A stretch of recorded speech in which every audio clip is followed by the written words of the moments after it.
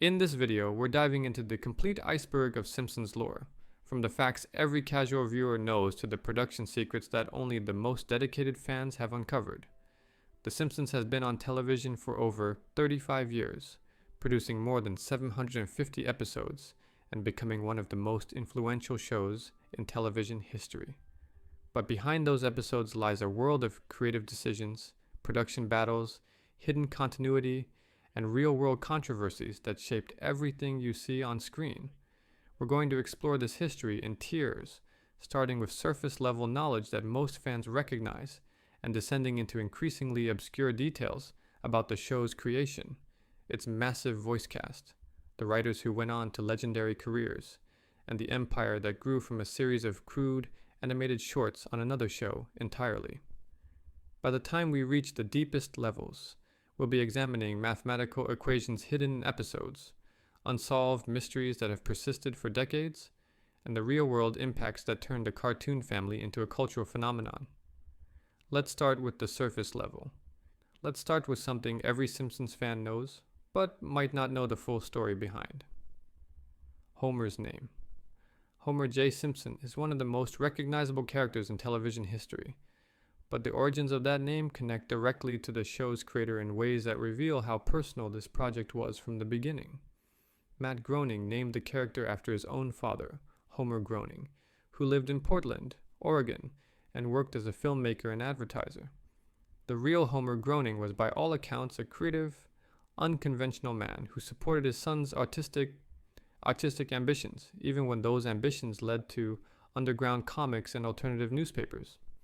When Matt was developing the characters for what would become The Simpsons, he made the deliberate choice to pull from his own family rather than invent names that felt artificial or focus grouped. This wasn't just convenience. It was a way of grounding the show in something real, something that connected to his actual life and experiences growing up in Portland. The decision to name the father figure after his own father added a layer of authenticity to the character, even though Homer Simpson would become something very different from Homer Groening in personality and behavior. The middle name, J, came later, specifically in the season 10 episode, Doe in the Wind, where Homer discovers his middle name and learns about his mother's past, with two hippies named Seth and Munchie. Before that episode, Homer's full name was just Homer Simpson, but the writers decided to add depth to his identity by giving him a middle name that connected to a backstory about his mother's rebellious youth. The J middle name wasn't based on anyone real. It was purely a creative choice to facilitate that particular storyline about Homer reconnecting with his mother's history. The real Homer Groening's reaction to having a cartoon character named after him was generally positive, though Matt has said in interviews that his father found it somewhat strange to have this bumbling, often foolish character bearing his name. Homer Groening was apparently a good sport about it, understanding that the character was a creation and not meant as a direct representation. The elder Groening passed away in 1996, having seen his name become famous worldwide through his son's work, though the two Homer characters shared almost nothing in terms of personality or life circumstances. What makes the naming choice significant is how it influenced the character's everyman quality. By naming Homer after a real person rather than giving him a name that signaled something about his personality, Matt Groening created a character who felt grounded in reality despite being a cartoon. The name Homer itself is literary, referencing the ancient Greek poet, which creates an ironic contrast with Homer Simpson's lack of education and cultural sophistication. This irony has been mined for jokes throughout the series, with Homer occasionally being mistaken for someone educated or cultured based on his name alone. The surname Simpson was chosen because it's common, American, and unremarkable. Matt wanted a family that could exist anywhere, that didn't have a name suggesting a specific ethnic background or regional identity. The Simpsons could be from anywhere, and that universality was essential to the show's broad appeal. A family named The Simpsons feels generic enough to represent everyman America while still being a complete, real-sounding name rather than something like The Averages or The Everymans, which would feel too on the nose. Homer's identity as both a character and a name has become so embedded in popular culture that it's hard to remember there was a time when Homer Simpson meant nothing to anyone. The real Homer Groening gave his son a name, and that son gave it to a character who would become one of the most famous fathers in television history, creating a strange legacy where a Portland filmmaker's name is now recognized by hundreds of millions of people worldwide, even though most of them have no idea there ever was a real Homer. But Homer wasn't the only Simpson named after someone real. The whole family has origin stories worth exploring. The Simpson family wasn't just pulled from thin air. Each name has a direct connection to Matt Groening's real family, creating a show that was personal from its very first conception. When Matt was given the opportunity to create animated segments for the Tracy Ullman Show in 1987, he had only minutes to pitch characters, and rather than spend time inventing names, he simply used his own family members as the basis for the Simpson family tree. This decision would have lasting implications for how the show developed and how real people became immortalized in cartoon form. Marge Simpson was named after Margaret Groening, Matt's mother, though the real Margaret apparently went by her full name rather than the shortened Marge. Margaret Groening was described by her son as having a distinctive voice and strong opinions, characteristics that found their way into Marge Simpson's character, though the cartoon version became much more patient and accommodating than Matt's descriptions of his actual mother might suggest. The real Margaret lived to see her cartoon counterpart become one of television's most recognizable mothers, and reportedly had mixed feelings about being associated with a character who was often the straight man to her husband's antics.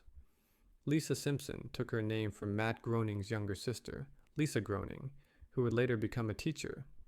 The real Lisa has given interviews about what it's like to have a famous cartoon character named after you, noting that she shares some of her namesake's intellectual curiosity and social consciousness, though she's careful to point out that Lisa Simpson is a character and not meant to be a direct portrayal. The cartoon Lisa's development into the show's moral center and intellectual voice happened over time, as the writers discovered that having a precocious, socially aware child in the family created opportunities for storytelling and satire. Maggie Simpson's name came from Matt's other sister, Maggie Groening. Unlike Lisa, who became a major character with storylines and personality development, Maggie remained mostly silent and less developed, which the real Maggie has joked about in interviews. The choice to keep baby Maggie as a baby for the show's entire run, never aging or developing speech, meant that she became more of a prop and occasional plot device than a fully realized character, though episodes featuring Maggie-centric stories have occasionally revealed surprising depth. Bart Simpson represents the only Simpson family member whose name didn't come directly from Matt Groening's family tree. Instead, Bart is an anagram of brat, which was meant to signal the character's rebellious, mischievous nature. Matt has said he chose this name because he needed a son character who would contrast with Homer and provide a source of conflict and chaos in the family dynamic. The anagram was meant to be obvious enough that people would get the joke while still being a real-sounding name that worked as a character identifier. The decision to use his own family's names was both practical and meaningful. Practically, it saved time during that initial pitch and gave the characters identities immediately without having to workshop names that sounded right. But meaningfully, it connected the show to Matt's real life and experiences, making the Simpson family feel grounded in something authentic rather than purely invented. The fact that these were real people who would see themselves represented on television added a layer of responsibility and personal investment to the project. How the real Groening family members reacted to their cartoon counterparts has varied. Matt has said in interviews that his sisters appreciated being part of television history, though they sometimes found it strange to have their names attached to characters who did things they would never do or said things they didn't believe. His mother reportedly had the most complex relationship with her namesake, sometimes identifying with Marge's struggles, and other times feeling like the character didn't represent her at all. The personal nature of these naming choices has become part of The Simpsons mythology, a detail that fans love to share as evidence of the show's authentic origins.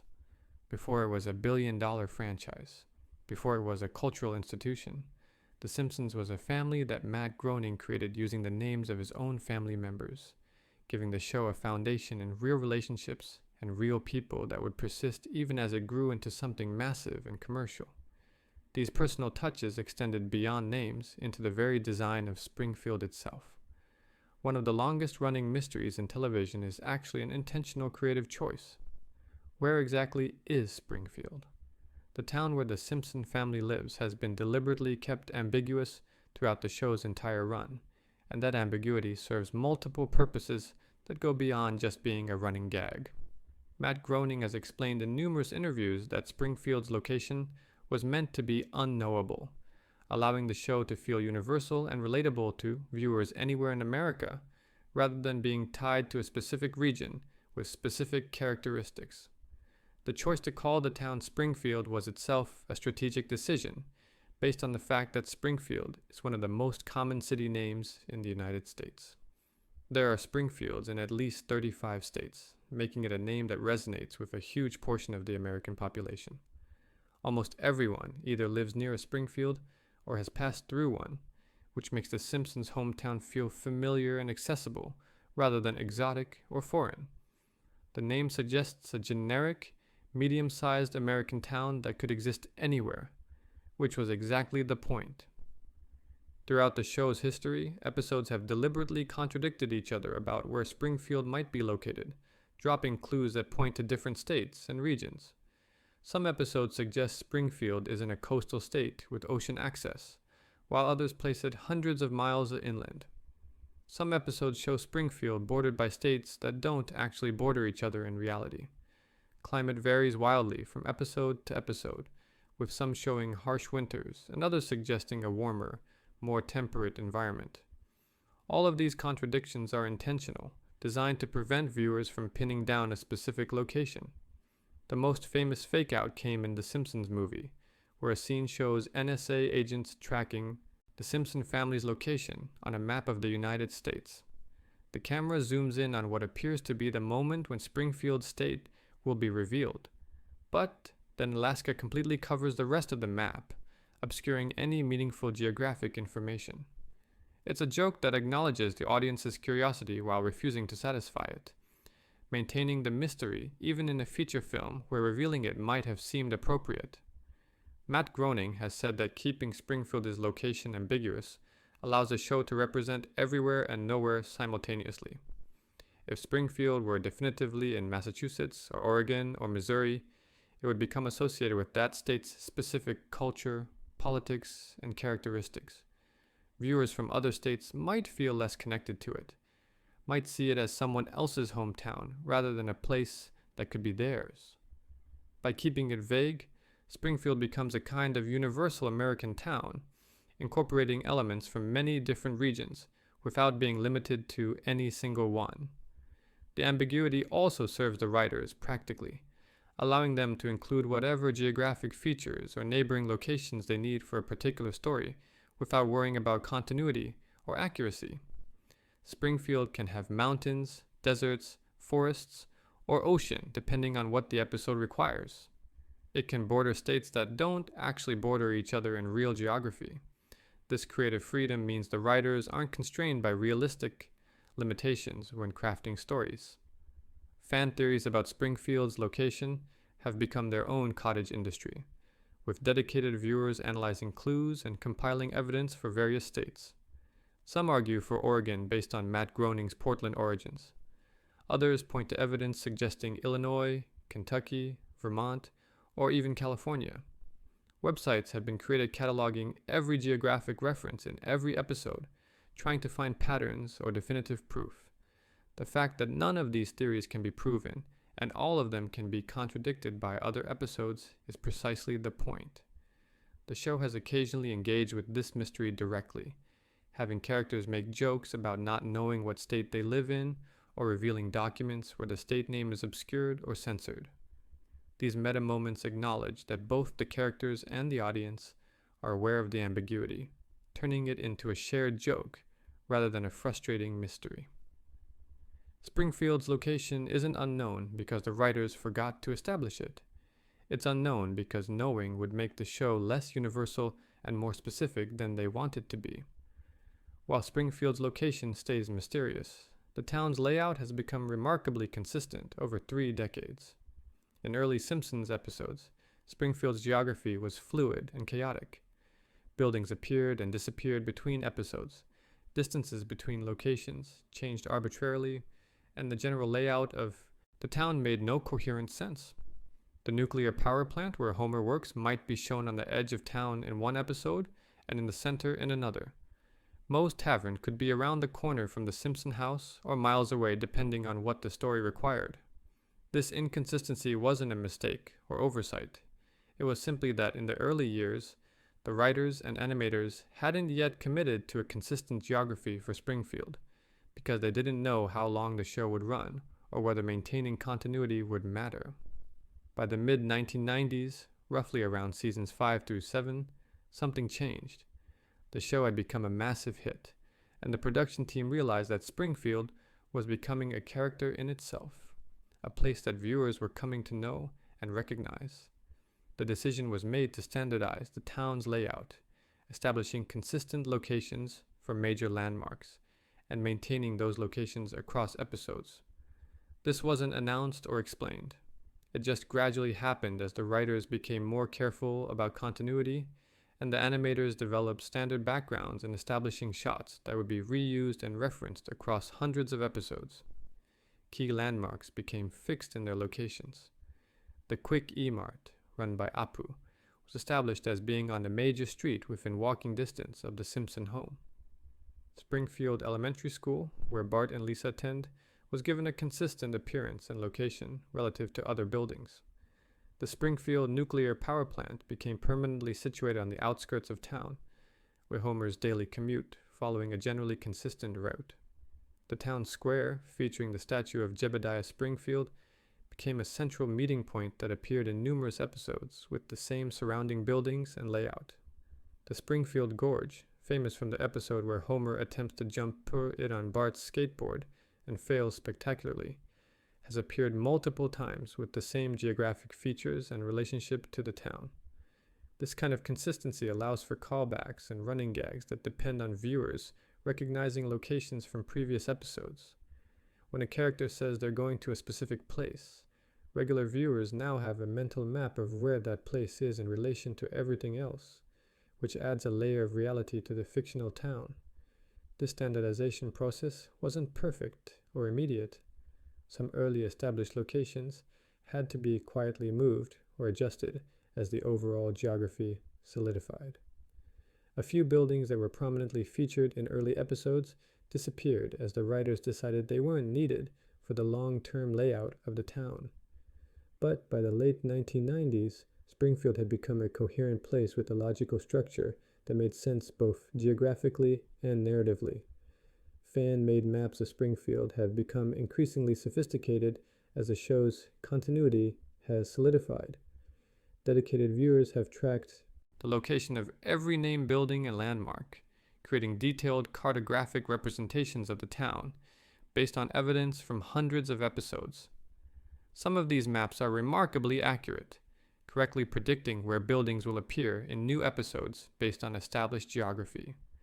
The fact that such maps are even possible demonstrates how much the show has committed to maintaining geographic consistency over time. The production team now maintains internal maps and references to ensure continuity. When writing new episodes, the writers have access to documentation showing where everything is located so they can maintain consistency and avoid contradicting established geography. The animators use standard background plates that can be reused across episodes, ensuring that when characters walk down the same street, it looks the same each time. This level of attention to detail might seem excessive for a cartoon, but it's part of what allows The Simpsons to feel like a real place rather than just a collection of locations that appear when needed. The evolution from chaotic early geography to standardized later geography mirrors the show's overall development from a scrappy, improvised production to a well-oiled machine with decades of history and continuity to maintain. Springfield became real not because the writers sat down and designed it all at once, but because hundreds of episodes gradually built a consistent world through accumulated details, and repeated references. That world building extended into the enormous ensemble cast that populates Springfield. Behind every Simpsons character is a surprisingly small group of voice actors, each creating dozens of distinct personalities through their vocal performances. The core cast consists of just 6 main actors who voice the Simpson family and the vast majority of recurring characters, a remarkably efficient arrangement that has remained largely unchanged for over 3 decades. These 6 actors, Dan Castellaneta, Julie Kavner, Nancy Cartwright, Yeardley Smith, Hank Azaria, and Harry Shearer, have collectively created hundreds of characters, each with distinct voices, personalities, and speech patterns that make them instantly recognizable, even when viewers can't see which character is talking. Dan Castellaneta voices Homer Simpson, and the origin of Homer's voice is one of the show's most interesting creative decisions. Castellaneta has explained in interviews that Homer's voice was originally inspired by his attempt to impersonate Walter Matthau, the gruff-voiced actor known for films like The Odd Couple. Castellaneta lowered his natural voice, added a slight slur, and created the distinctive "doh" sound that would become Homer's most famous vocalization. Over the years, Homer's voice has evolved slightly, becoming somewhat softer and less harsh than in the early seasons, but the basic sound and character have remained consistent. Julie Kavner, who voices Marge Simpson, based Marge's voice on her own mother. Kavner has said that the raspy, somewhat strained quality of Marge's voice came from imagining how her mother sounded when trying to be patient despite being frustrated. That combination of sweetness and underlying exhaustion has defined Marge's character, making her sound perpetually tired but still loving. Kavner is famously protective of Marge's voice, rarely doing interviews in character and guarding against overusing her voice in a way that might damage it permanently. The raspy quality that makes Marge distinctive is also physically taxing to produce, which has led to Kavner being selective about when and how she performs. Nancy Cartwright's casting as Bart Simpson is one of the show's most interesting backstories. Cartwright originally auditioned for the role of Lisa, thinking her voice would be better suited to the younger daughter. But when she read Bart's lines during the audition, the casting directors realized she had the perfect combination of youthful energy and edge to voice the show's troublemaker. Cartwright's Bart voice is essentially her natural speaking voice, with slight adjustments, pitched to sound like a 10-year-old boy. She said that voicing Bart comes naturally to her because she maintains a connection to her own childhood and the feeling of wanting to break rules and challenge authority. Yeardley Smith voices Lisa Simpson, and unlike many voice actors who create characters vastly different from their natural speaking voices, Smith's Lisa is very close to how she actually sounds. This created an unusual situation where Lisa essentially has Smith's real voice, rather than a constructed character voice. Smith has explained that this makes voicing Lisa easier in some ways because she doesn't have to maintain an artificial voice for hours at a time. But it also means Lisa's voice has evolved, as Smith's own voice has aged and changed over 3 decades. The slight nasal quality and earnest tone that define Lisa come naturally from Smith's own speech patterns. Hank Azaria is perhaps the most versatile member of the core cast, voicing dozens of recurring characters, including Mo Seslak, Chief Wiggum, Comic Book Guy, and formerly Apu Nahasapi Mapetalan. Each of these characters has a completely distinct voice, created through different combinations of accent, pitch, and speech patterns. Azariah has described his process as finding a physical gesture or feeling that helps him access each character's voice. For Mo, he channels bitterness and exhaustion. For Chief Wiggum, he imagines someone simultaneously authoritative and incompetent. The range Azaria displays across his various characters is remarkable, making it hard to believe they're all performed by the same person. Harry Shearer rounds out the main cast with his own impressive range, including Mr. Burns, Ned Flanders, Principal Skinner, and Kent Brockman, among many others. Shearer's approach tends towards slightly more naturalistic voices, compared to Azaria's more exaggerated characterizations. But the distinctiveness is no less impressive. Mr. Burns' weak, elderly voice contrasts completely with Ned Flanders' cheerful, slightly high-pitched enthusiasm, which contrasts again with Principal Skinner's defeated authority. Scheer has had occasional contract disputes with Fox over the years, but has ultimately remained with the show throughout its run, making him an essential part of The Simpsons' vocal identity. These 6 actors attend recording sessions separately, unlike traditional animation where ensemble casts often record together. Each actor comes in on different days and records their characters' lines in isolation, which means they never actually perform opposite each other in real time. The spontaneous interplay that defines The Simpsons comes entirely from editing together separately recorded performances, a testament to both the actors' skills and the director's ability to create the illusion of natural conversation from isolated recordings.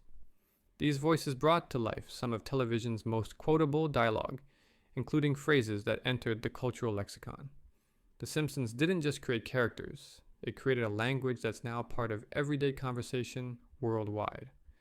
Phrases that originated in episodes written for a primetime cartoon have become so embedded in English that people use them without necessarily remembering where they came from. Some catchphrases were deliberately crafted to be memorable, while others emerged organically from the writing and became iconic through repetition and audience adoption. The staying power of these phrases demonstrates how deeply The Simpsons penetrated popular culture during its peak years. Dough is perhaps the most famous catchphrase in television history, and its journey from James Finlayson to Homer Simpson to the Oxford English Dictionary is a remarkable story of cultural adoption. Dan Castellaneta based the sound on Finlayson, a character actor in old Hollywood films who used an extended "dough" as an expression of frustration. Matt Groening asked Castellaneta to shorten it for timing purposes, creating the sharp, punchy "dough" that would become Homer's signature exclamation. The sound was used occasionally in early episodes, but became more frequent as the writers realized how perfectly it captured Homer's perpetual exasperation with life. The Oxford English Dictionary officially added "dough" in 2001, defining it as expressing frustration at the realization that things have turned out badly or not as planned, or that one has just said or done something foolish. This legitimized what had already been happening informally for years, people using "dough" in everyday conversation to express exactly that kind of frustration. The entry notes that the word is popularized by The Simpsons, an understated way of saying the show invented and spread a piece of vocabulary that millions of people now use instinctively. "Eat my shorts" was Bart Simpson's early signature catchphrase, particularly prominent in the first few seasons, before "don't have a cow, man" took over. The phrase wasn't invented by The Simpsons, but was pulled from 1980s youth culture, particularly the kind of rebellious language that films like The Breakfast Club had popularized. Bart saying, "eat my shorts" to authority figures embodied his character as a troublemaker while connecting him to a specific era of American childhood rebellion. The phrase appeared on countless bootleg t-shirts and became strongly associated with Bart's character, even though it was used less frequently in later seasons, as the writers moved away from catchphrase-driven humor. "Excellent" became Mr. Burns' signature word, always said with his fingers steepled together in a gesture of scheming satisfaction. The voice and delivery came from Harry Shearer's various influences, including classic movie villains and elderly businessmen, and the word itself became shorthand for any kind of evil planning or malicious satisfaction. People began using "excellent" with the same steepled fingers gesture to indicate they were up to something, creating a physical catchphrase that combined vocal and visual elements. The word transcended the show and became a meme decades before internet memes existed in their modern form. Food represents Homer's entire relationship with eating in a single pattern. Whenever Homer thinks about food, sees food, or imagines food, he says, followed by whatever he's thinking about. Donuts. Beer. Chocolate. The pattern is simple, but infinitely flexible, allowing Homer to express his simple pleasure in consumption with a sound that feels both innocent and gluttonous. People adopted this pattern in real life, using the same construction to express their own food cravings or satisfaction with eating. The pattern works because it's so uncomplicated. Just one sound and one word, but it perfectly captures appetite. Nelson Muntz's "ha ha" is perhaps the most visually dependent catchphrase, as it's always accompanied by his distinctive pointing laugh directed at someone else's misfortune. The laugh itself is simple, just 2 syllables, but the delivery and physical gesture make it iconic. Nelson pointing directly at someone while laughing at their pain or embarrassment captured something universal about childhood cruelty and mockery. The phrase spread beyond the show as people would imitate Nelson's gesture and laugh when witnessing someone else's minor misfortune, turning a simple laugh into a recognized cultural reference. The staying power of these catchphrases isn't accidental. They survived because they're simple, easily imitated, and capture something universal about human experience. Dough works for frustration in a way that feels more expressive than just saying damn or crap. Excellent conveys scheming satisfaction better than longer. Phrases. Followed by a food name is more fun than just saying, I want that. The Simpsons created linguistic shortcuts that felt natural enough to adopt into everyday speech. Not every attempted catchphrase succeeded. The show tried to make "Don't have a cow, man" into Bart's signature phrase in early seasons, but it never achieved the same cultural penetration as "eat my shorts" or "dough." Various characters had phrases that were used frequently within the show, but never broke into wider culture. The ones that survived did so because they filled a linguistic need, giving people a way to express common feelings or reactions in a manner that was more colorful or amusing than standard language. The international translation of these catchphrases created interesting challenges. Dough translates relatively easily because it's just a sound, though different languages spell it differently. More complex catchphrases required cultural adaptation, with translators finding equivalent phrases in their own languages that captured the same spirit rather than attempting literal translations. In some cases, catchphrases that were huge in English barely registered in other markets, while phrases that were minor in the original show became major in translation because they resonated differently with international audiences. Now, let's move deeper into our iceberg, the shallow waters. But before that, make sure you're subscribed to our channel. Let's continue with some lesser known production details. Before The Simpsons was The Simpsons, it was a series of crude animated shorts airing between sketches on another show entirely. The Tracey Ullman Show was a variety program that premiered on the then new Fox network in April 1987, featuring British comedian Tracey Ullman in a series of comedy sketches with a rotating cast of supporting actors. Fox wanted the show to have animated segments as interstitials, brief pieces of content that could air between the main sketches to give the production crew time to reset and change sets. This need for quick, cheap animated content is what created the opportunity for The Simpsons to exist at all. Matt Groening was already known in alternative circles for his comic strip Life in Hell, which had been running in alternative newspapers since 1977. The strip featured rabbits living difficult, existentially troubled lives, dealing with work, relationships, and the general misery of existence through dark humor and honest observations about modern life. Life in Hell had developed a cult following, particularly in Los Angeles, which is how it came to the attention of James L. Brooks and his production company, Gracie Films. Brooks's company was producing The Tracey Ullman Show, and someone suggested that Groening's Life in Hell characters might work as animated shorts. Groening was called in for a meeting, and the plan was to develop Life in Hell for television, adapting the existing characters and format for animation. But as Groening sat in the waiting room before the meeting, he made a decision that would change television history. He realized that if he signed over the rights to Life in Hell for television adaptation, he would lose control of the characters he had been developing for a decade. The comics were his, and he wanted them to stay that way. So in those few minutes before the meeting, Groening sketched out a completely new family on a piece of paper. He drew crude versions of what would become Homer, Marge, Bart, Lisa, and Maggie, naming them after his own family members because he didn't have time to think of anything else.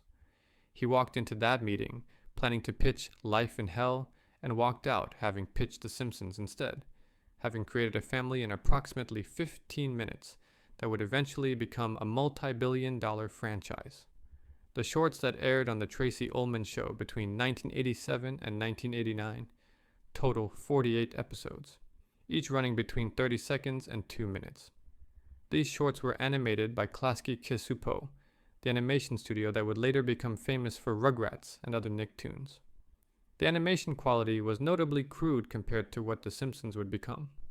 Characters looked rough, movements were jerky, and the overall aesthetic was deliberately ugly in a way that matched the alternative comic sensibility Groening brought from Life in Hell. The early character designs were significantly different from what they would evolve into. Homer's head was more circular and his features were less defined. Marge's hair, while always tall, was sometimes inconsistent in height and shape between shorts. Bart's hair spikes pointed in different directions depending on which animator drew him. Lisa and Maggie were even less developed, serving mostly as background characters in shorts that usually focused on Bart's misbehavior or Homer's frustration. The rough quality wasn't a limitation. It was part of the aesthetic, reflecting Groening's underground comics background and the show's origin as quick, cheap interstitial content. The content of these shorts was simple: brief scenes of family dysfunction, usually with Bart causing problems, and Homer reacting with anger or exasperation. There wasn't time for complex storytelling or character development in 90 seconds, so the shorts relied on pure personality and broad physical comedy. Bart would break something, Homer would get mad, Marge would try to mediate, and that was the complete story arc. These weren't sophisticated or nuanced, but they captured something about family dynamics that people recognized and responded to. Fox executives noticed that the Simpsons shorts were generating viewer interest disproportionate to their length and production values. People were talking about these brief, animated segments more than they were talking about some of the main sketches on the Tracey Ullman Show. The shorts were crude and simple, but there was something appealing about this dysfunctional cartoon family that made viewers pay attention. This led to conversations about whether The Simpsons could sustain a full half-hour format as their own series. The transition from shorts to series required significant development. The shorts had proven that audiences liked these characters, but there was legitimate question about whether 90 seconds of family dysfunction could be expanded into 22 minutes of actual storytelling. A half-hour series would need plots, subplots, secondary characters, and the level of world building that the shorts had never attempted. It would also need much better animation, as the crude Klasky Csupo style that worked for brief interstitials would become tiresome over a full episode. The decision to greenlight a full series came with significant risk. Fox was still a new network trying to establish itself. An animated primetime series for adults didn't really exist as a proven format. The Flintstones had aired in prime time decades earlier, but that was oriented toward families and children, not the adult-focused satire that The Simpsons would attempt. Fox was essentially gambling that American audiences were ready for animated content that was sophisticated, satirical, and aimed at adults rather than children. Tracey Ullman later became involved in legal disputes over The Simpsons, arguing that because the characters were created for her show and aired as part of her show, she deserved ongoing compensation from The Simpsons' success. These disputes were settled out of court, and the details remain confidential. But the conflict highlighted how the show's unexpected massive success created complications around its origins. What started as cheap, interstitial content became one of television's most valuable properties, and determining who deserved credit and compensation for that success became legally complex.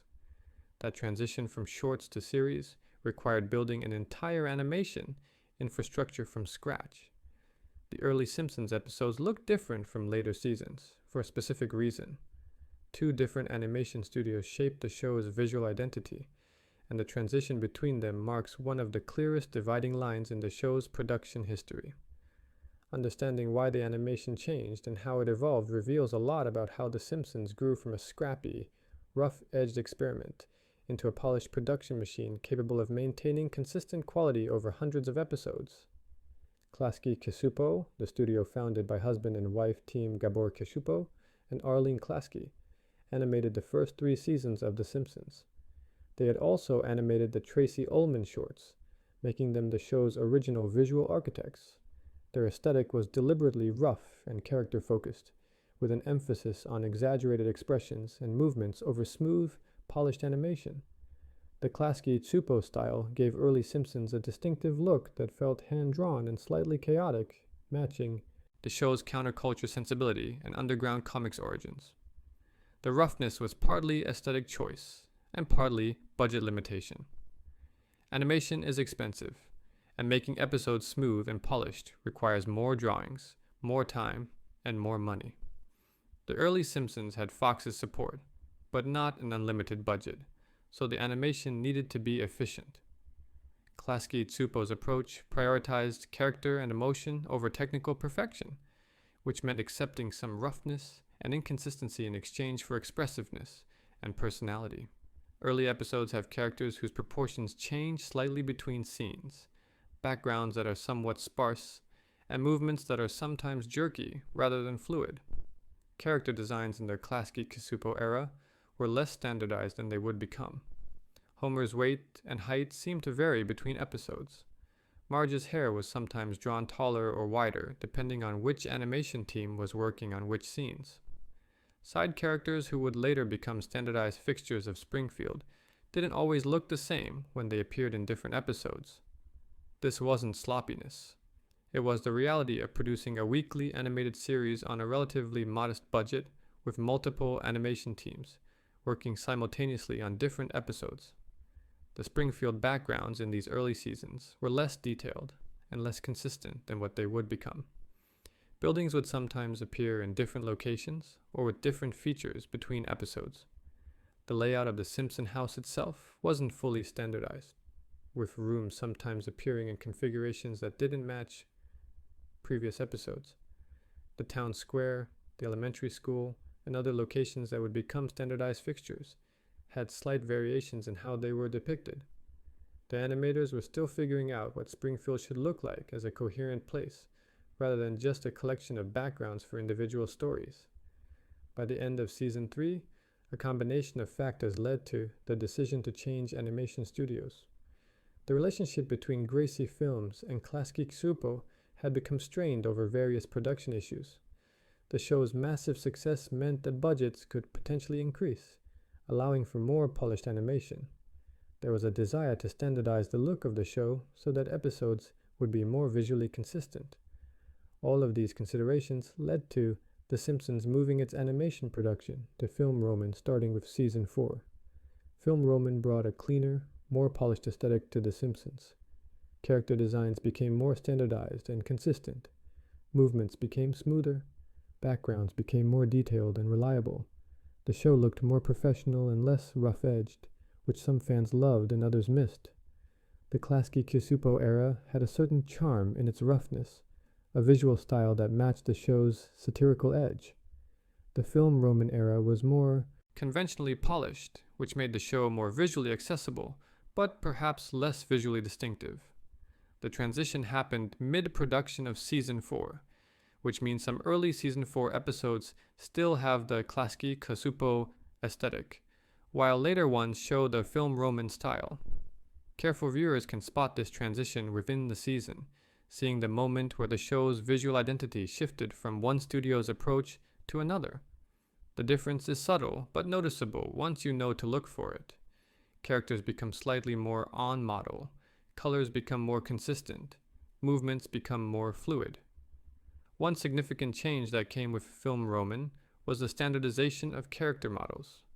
The studio created official model sheets showing exactly how each character should be drawn from every angle, with precise proportions and features. These model sheets became the Bible for animation teams, ensuring that Homer looked like Homer in every scene of every episode, regardless of which specific animators were doing the drawing. This standardization reduced the visual variation that had characterized the Klasky-Tsupo era, creating more consistency, but perhaps less individual personality in the animation. The move to digital animation would come much later, in the late 1990s and early 2000s, representing another visual evolution. Early Simpsons was animated traditionally, with actual physical cells being painted and photographed, frame by frame. Digital animation allowed for more effects, more visual sophistication, and more efficiency in production. The transition to digital was gradual, with the show slowly incorporating more digital techniques while maintaining its established visual style. By the mid-2000s, The Simpsons was fully digital, though most viewers couldn't tell the difference, because the style had been carefully preserved even as the technology changed. While the animation was evolving, the writing room was establishing formulas that would define the show's humor for decades. Fans argue endlessly about when The Simpsons peaked, but most agree on the golden age, roughly seasons 3 through 8. What made this era so special wasn't just luck or talent, though the show had plenty of both. It was a specific set of writing techniques, structural formulas, and creative approaches that came together during those years to produce some of the most acclaimed comedy in television history. Understanding what made the Golden Age golden requires looking at how episodes were actually constructed, who was constructing them, and what standards they held themselves to during this remarkable period. The writing room during these seasons represented an unusual concentration of comedy talent. Conan O'Brien was writing episodes before he became a late-night host. Greg Daniels, who would later create Parks and Recreation and adapt The Office for American television, was crafting stories about Springfield's residents. George Meyer, often called the funniest, writer in the room despite being less publicly known than others, was contributing jokes and ideas that shaped the show's satirical edge. John Swartzwelder was writing multiple episodes per season with his distinctive voice. This wasn't just a group of talented writers. It was a collection of people who would go on to shape American comedy for decades, all working together in one room. The show's story structure during this period followed a specific formula that balanced multiple elements simultaneously. Each episode ran approximately 22 minutes, which, after accounting for credits and opening sequences, left about 20 minutes for actual storytelling. That time was divided into 3 acts, but not in the traditional setup complication resolution pattern that most sitcoms followed. Instead, Simpsons episodes often had a 2-act structure, where the first half established one situation and the second half pivoted into something completely different, connected thematically, but not necessarily narratively. This 2-story structure became one of the show's signatures. An episode might start with Homer becoming a snowplow driver and end with him in a business rivalry with Barney. Another might begin with Lisa needing braces and transform into Homer joining a union. The pivot between the 2 halves was often abrupt, sometimes occurring at the midpoint commercial break, and audiences learned to expect these shifts as part of what made The Simpsons unpredictable and ambitious. Not every episode used this structure, but enough did that it became a recognizable pattern during the Golden Age. Joke density was another defining characteristic of this era. The writing staff aimed for multiple jokes per page, often layering visual gags, dialogue jokes, and background details into single scenes so that viewers would catch something new on repeated viewings. Freeze-framing episodes reveals sight gags and signs, posters, and background elements that flash by too quickly to read in real time. The density meant that no moment felt wasted, but it also created a viewing experience where attention was constantly rewarded. You couldn't watch passively because jokes came so quickly and from so many directions. This approach to joke writing was demanding for the staff. Every script went through multiple rewrites, with the full writing room participating in what was essentially a collaborative rewriting process, where individual episodes became group projects. A writer might be credited for an episode, but dozens of people contributed jokes, restructured scenes, and refined dialogue during their rewrite sessions. This collaborative process elevated individual scripts, but also made the show's voice more unified, as every episode passed through the same filter of multiple comedy minds refining it to their collective standards. The balance between emotional core and satirical bite was carefully maintained during these seasons. Episodes had genuine heart and character moments even, while mocking everything from nuclear safety to public education to American consumerism. Homer could be a fool and a loving father in the same episode without the tones clashing. The show could satirize religion through Ned Flanders, while still treating religious faith as something real and meaningful to characters. This balance is difficult to achieve and easy to lose, which is partly why later seasons struggled when they leaned too far into either pure sentimentality or pure cynicism. Guest stars during the Golden Age were integrated as characters rather than showcased as celebrities. When Dustin Hoffman appeared as Lisa's substitute teacher, Mr. Bergstrom, he was credited under a pseudonym because he wanted the character to matter more than his celebrity. When Leonard Nimoy appeared, he played himself, but the episode was about the monorail, not about having Leonard Nimoy in it. Guest voices served the story, rather than stories being built around accommodating guest voices. This would change in later years when celebrity cameos became more prominent and less integrated. But during the Golden Age, the show controlled how guests were used, rather than letting their presence dictate content. The rewrite process during these years was intensive and sometimes brutal. Scripts were picked apart and reconstructed multiple times before being approved for production. Jokes that didn't land in table reads were cut and replaced. Entire plot lines were restructured if they weren't working. The show had achieved enough success that the production schedule allowed time for this level of refinement, and the writing staff was experienced enough to work efficiently within that process. Later seasons would face tighter schedules and different pressures, but during the Golden Age, there was time and willingness to get each episode as close to perfect as possible. Writer tenure during this period was relatively stable compared to later years. People stayed with the show for multiple seasons, developing deeper understanding of the characters and the world they inhabited. This stability meant institutional knowledge accumulated rather than being constantly lost and rebuilt, as it would be in later years with higher writer turnover. The longer writers stayed, the better they understood what worked and what didn't, and the more they could build on previous episodes, rather than accidentally repeating or contradicting them. The Golden Age writing formula wasn't a rigid template that every episode followed identically.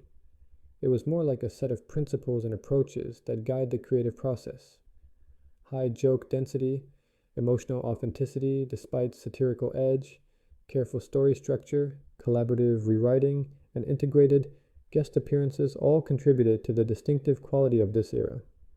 These weren't rules that the writers consciously discussed or posted on walls.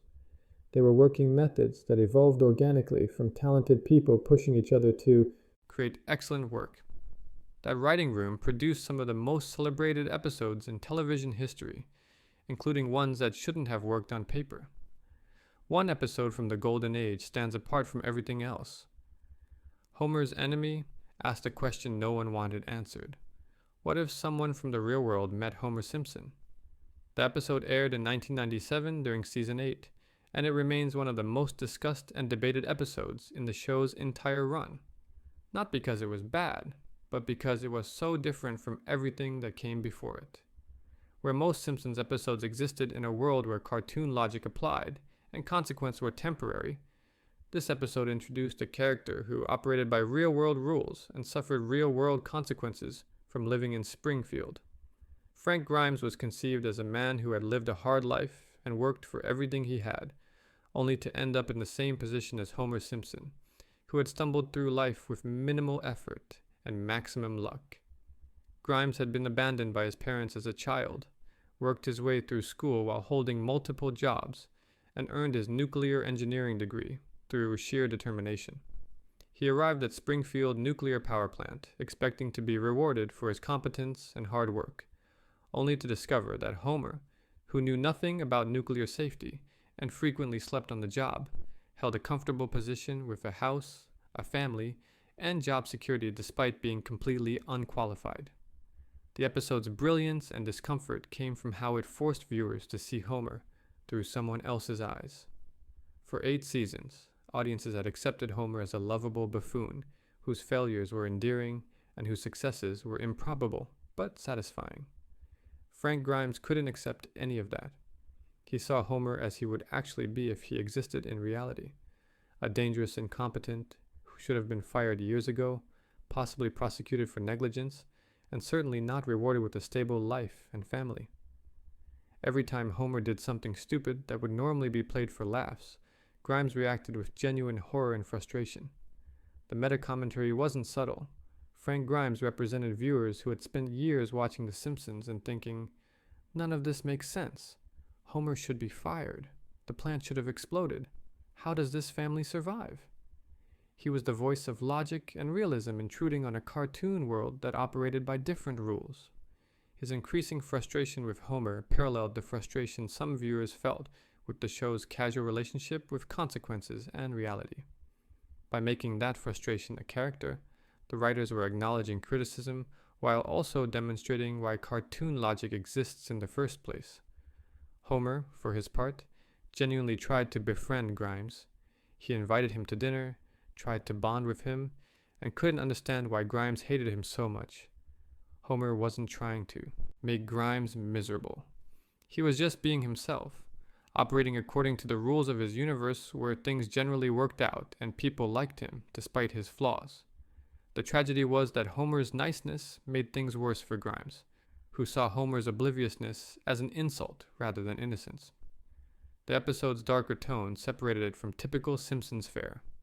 Most episodes, even ones dealing with serious topics, maintained a certain lightness and ended with some version of normalcy restored. Homer's enemy got progressively grimmer as it went on, with Grimes becoming more unhinged and desperate as he tried to prove Homer was incompetent. The episode didn't release its tension through humor the way others did. Instead, it built that tension until something had to break, and what broke was Frank Grimes himself. Grimes's death was shocking because it was permanent, and because it was played as tragedy rather than comedy. In his final scene, driven to madness by Homer's inexplicable success, Grimes ran through the nuclear plant touching high voltage equipment and screaming, "I'm Homer Simpson," in a manic parody of Homer's carelessness. He electrocuted himself and died, and the episode didn't undo it or reveal it as a dream. Frank Grimes was dead because he couldn't survive in a cartoon world while operating by real-world rules. The funeral scene hammered home the episode's point. As Reverend Lovejoy eulogized Grimes, Homer fell asleep and started making sounds in his sleep, causing the mourners to laugh. Even at Grimes's funeral, Homer accidentally became the center of attention through his obliviousness. Grimes had lived and died without ever being understood or appreciated, while Homer continued being Homer without consequence or awareness. The final shot was Grimes's gravestone with his nickname, Grimy, inscribed on it, a detail he had explicitly hated, but which stuck anyway because Homer had used it. Some fans found the episode uncomfortable or even mean-spirited, arguing that it was cruel to Grimes, and that making Homer the implicit antagonist violated what the show was supposed to be. Other fans saw it as one of the most sophisticated pieces of television satire ever produced, using the framework of a sitcom to comment on that framework itself. The debate continues decades later because Homer's enemy doesn't resolve cleanly into being either good or bad, successful or failed.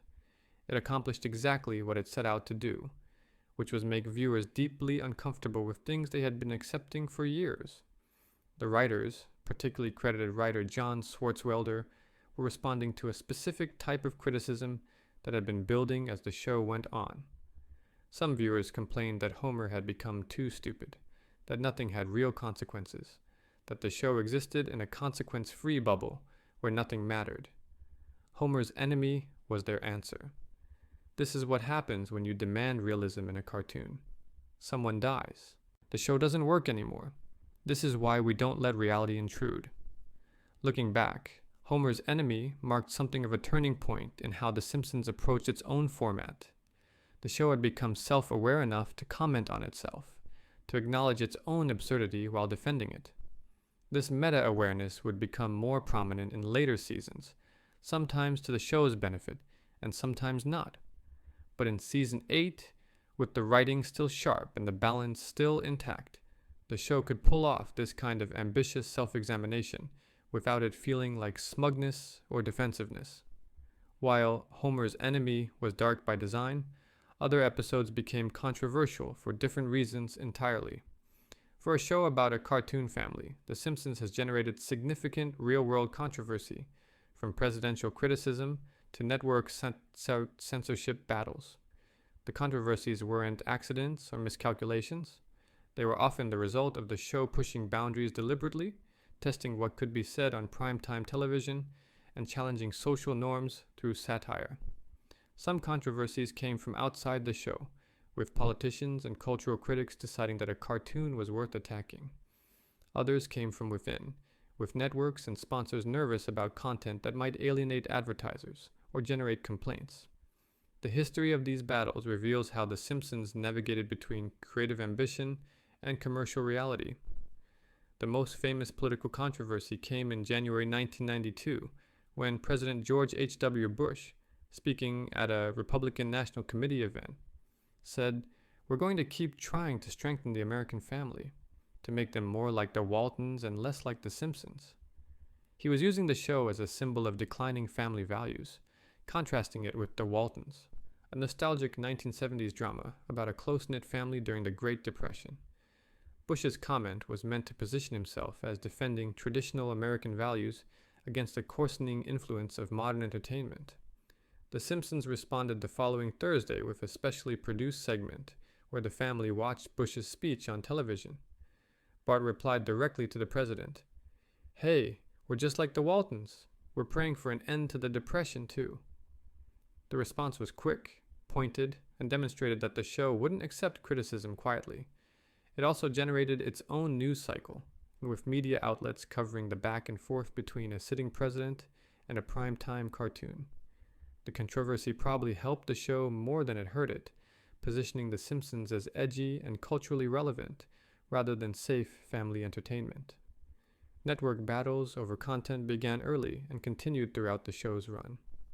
Fox's Standards and Practices Department regularly pushed back against jokes, storylines, and visual elements they considered too controversial for broadcast. The writers developed a strategy of including material they knew would be cut, using those elements as sacrificial offerings so that their real targets would survive the censorship process. If they wanted to keep one particular joke, they'd include 3 more offensive jokes, allowing Standards to feel like they'd done their job by cutting those while the original joke remained. Homer's Phobia, which aired in 1997 during Season 8, faced network rejection before eventually being produced and aired. The episode featured Homer befriending John, a gay antiques dealer voiced by filmmaker John Waters, before discovering John's sexuality and panicking that Bart would be influenced by spending time with him.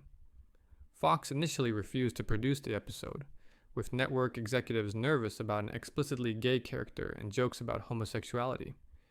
The episode was shelved until the production team pushed back, arguing that the episode was actually progressive and that Homer's homophobia was being mocked rather than endorsed.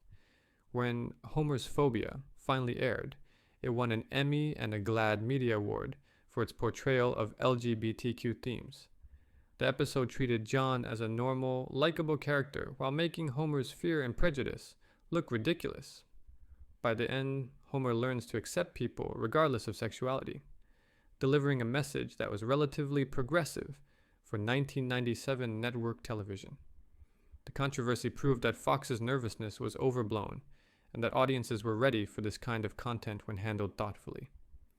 Stark Raving Dad, a Season 3 episode featuring Michael Jackson voicing a character who believed he was Michael Jackson, became controversial decades after it aired.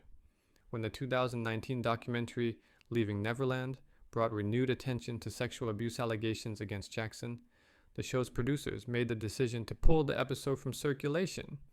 It was removed from streaming services, excluded from syndication packages, and essentially deleted from the show's official catalog. This represented an unusual case where controversy emerged retrospectively, based on changed understanding of the guest star rather than the content itself. The removal generated its own debate. Some viewers supported the decision as a moral stance against Jackson. Others argued that the episode itself contained nothing objectionable, and that removing it was unnecessary censorship driven by external pressure. The writers themselves were divided, with some supporting the removal, and others questioning whether erasing art was the appropriate response to problematic artists. The controversy never fully resolved because there was no clear right answer to the question of what to do with content created before allegations became widely known. The City of New York vs. Homer Simpson aired in 1997 and featured the World Trade Center prominently in several scenes, including jokes about the towers and the observation deck. After the September 11, 2001 attacks, the episode was pulled from syndication rotation, with networks deciding that showing the towers in a comedy context felt inappropriate given what had happened. Some versions that eventually re-aired edited out or digitally altered shots of the towers. The episode returned to circulation in later years, but the initial response demonstrated how real-world events could retroactively change how content was perceived. International bans and edits created their own category of controversy. China banned the show entirely in the early 2000s after an episode featured the Chinese government being mocked. Several Middle Eastern countries edited or banned episodes dealing with religion. Various countries cut or altered content based on local standards regarding violence, sexuality, or political content. These international controversies revealed how the show's distinctly American satire didn't always translate culturally, and how different societies had vastly different standards for what could be shown on television. The writers' responses to controversy varied depending on the situation. Sometimes they pushed back aggressively, as with George H.W. Bush. Other times they compromised, cutting material that networks absolutely refused to air while fighting to keep other elements. Occasionally they incorporate the controversy itself into later episodes, making jokes about being censored or mocked by politicians. The show developed a reputation for not backing down from criticism, which became part of its identity as boundary-pushing satire that wouldn't be intimidated into safety. Later controversies, particularly around the character of Apu and debates about voice actors playing characters of different races, would prove more complex and less easily resolved. But in the earlier decades, most controversies followed a pattern. Someone objected to content, the show either defended it or made minor concessions, and the controversy eventually faded. The Simpsons survived attacks from presidents, religious groups, foreign governments, and moral crusaders, maintaining creative control while navigating the commercial realities of network television. These battles were fought by a writing staff that included some names who'd become legendary in comedy. The Simpsons writing room wasn't just producing great episodes, it was training the next generation of television comedy creators. A remarkable number of writers who contributed to the show's golden age went on to create, run, or significantly shape other major comedies, making The Simpsons something like a graduate program for comedy writers who would dominate the industry for decades. The concentration of talent wasn't accidental, but the fact that so many of these writers achieved massive success after leaving suggests that The Simpsons experience provided something valuable that translated to other projects. Conan O'Brien's time on The Simpsons came before he became known as a late-night host, and his episodes remain some of the most celebrated in the show's history. He wrote or co-wrote episodes including Marge vs. the Monorail, Homer Goes to College, and Treehouse of Horror 4, all of which are consistently ranked among fans' favorites. O'Brien's comedy sensibility, which combined absurdist humor with character-based emotion, fit perfectly with The Simpsons' style during its peak years. His Monorail episode in particular became legendary for its musical number, its guest performance by Phil Hartman as Lyle Lanley, and its satirical take on civic corruption and public enthusiasm for doomed projects. O'Brien has spoken in interviews about how The Simpsons taught him comedy structure, collaborative writing, and the importance of emotional grounding even in absurd situations. The show's rewrite process, where every joke was scrutinized and improved by the full staff, gave him experience in both giving and receiving creative criticism. When he moved to late-night television, first with Late Night and later The Tonight Show and Conan, he brought that collaborative approach and that understanding that comedy needs an emotional foundation to sustain itself beyond pure jokes. Greg Daniels adapted The Office for American television and created Parks and Recreation, two shows that defined workplace comedy for a generation of viewers. Before that, he was writing Simpsons episodes, including Lisa's Substitute, Dog of Death, and Homer's Enemy, the last of which he co-wrote with John Swartzwelder. Daniel's Simpsons work demonstrated his ability to balance sentiment and comedy to create characters who were both funny and genuinely moving. This balance became the foundation of his later shows, which were comedies that made audiences care deeply about characters, while still delivering consistent laughs. The Office and Parks and Recreation both used mockumentary formats that seemed far removed from The Simpsons' animated sitcom structure, but the underlying principles were the same. Both shows featured flawed but lovable characters. Both balanced comedy with genuine emotion, and both used sharp writing that rewarded close attention.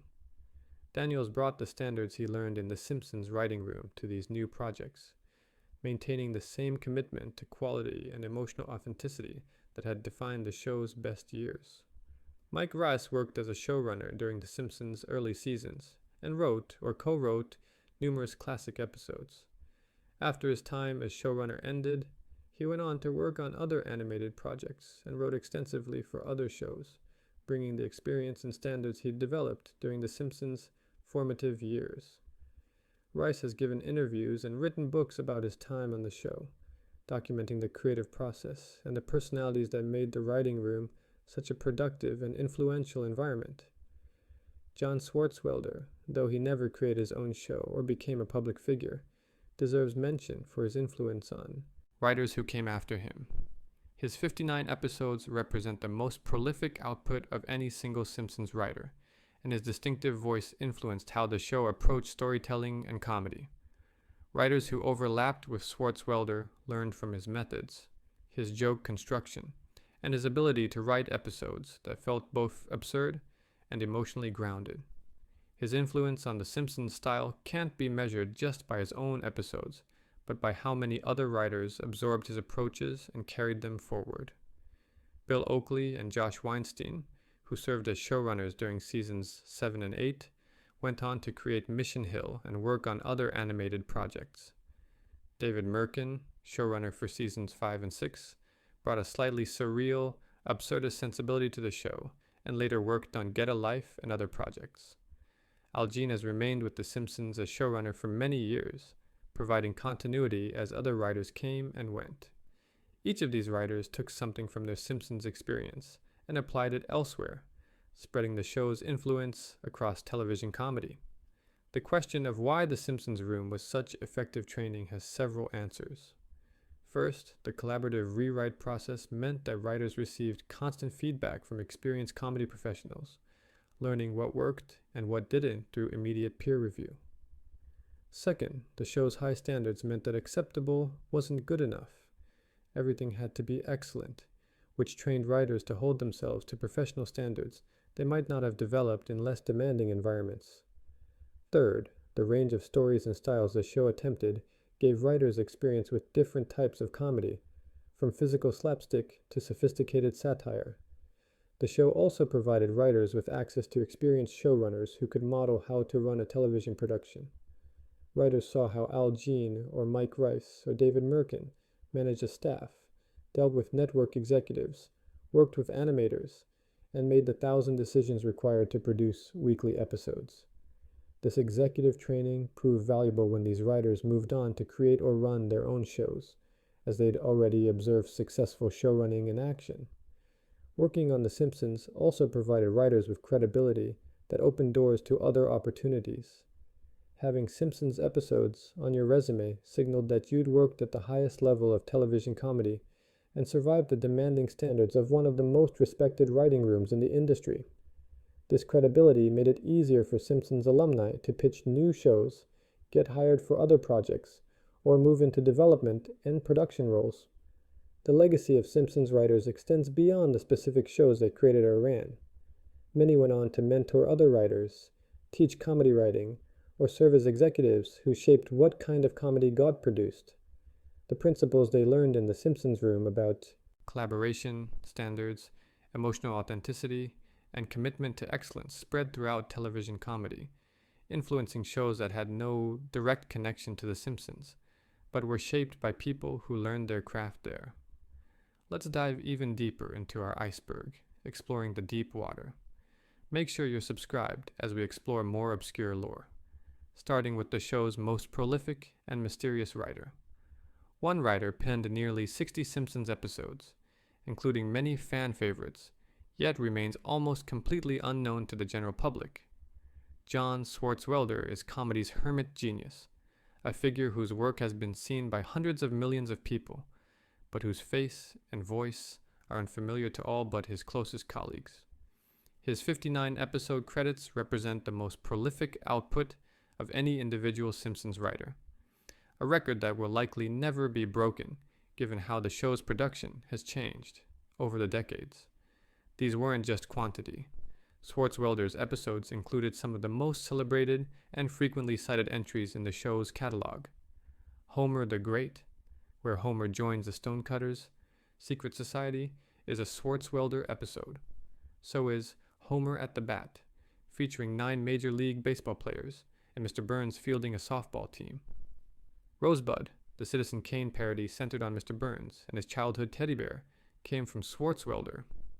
Bart Gets an Elephant, 22 short films about Springfield, The PTA Disbands, Homer the Vigilante, and dozens more episodes that fans can quote extensively all bear his writing credit. The range is remarkable, from absurdist comedy to character studies to elaborate parodies, all filtered through a distinctive sensibility that became part of The Simpsons' identity. Swartzwelder's writing process was eccentric enough to become legendary among his colleagues. He wrote at home rather than in the writer's room, producing full scripts that would then be refined through the collaborative rewrite process. This was unusual because most Simpsons episodes were developed collaboratively from the beginning, with stories pitched and broken in the room before individual writers took them to script. Swartzwelder worked in isolation, delivering completed drafts that the staff would then work on together.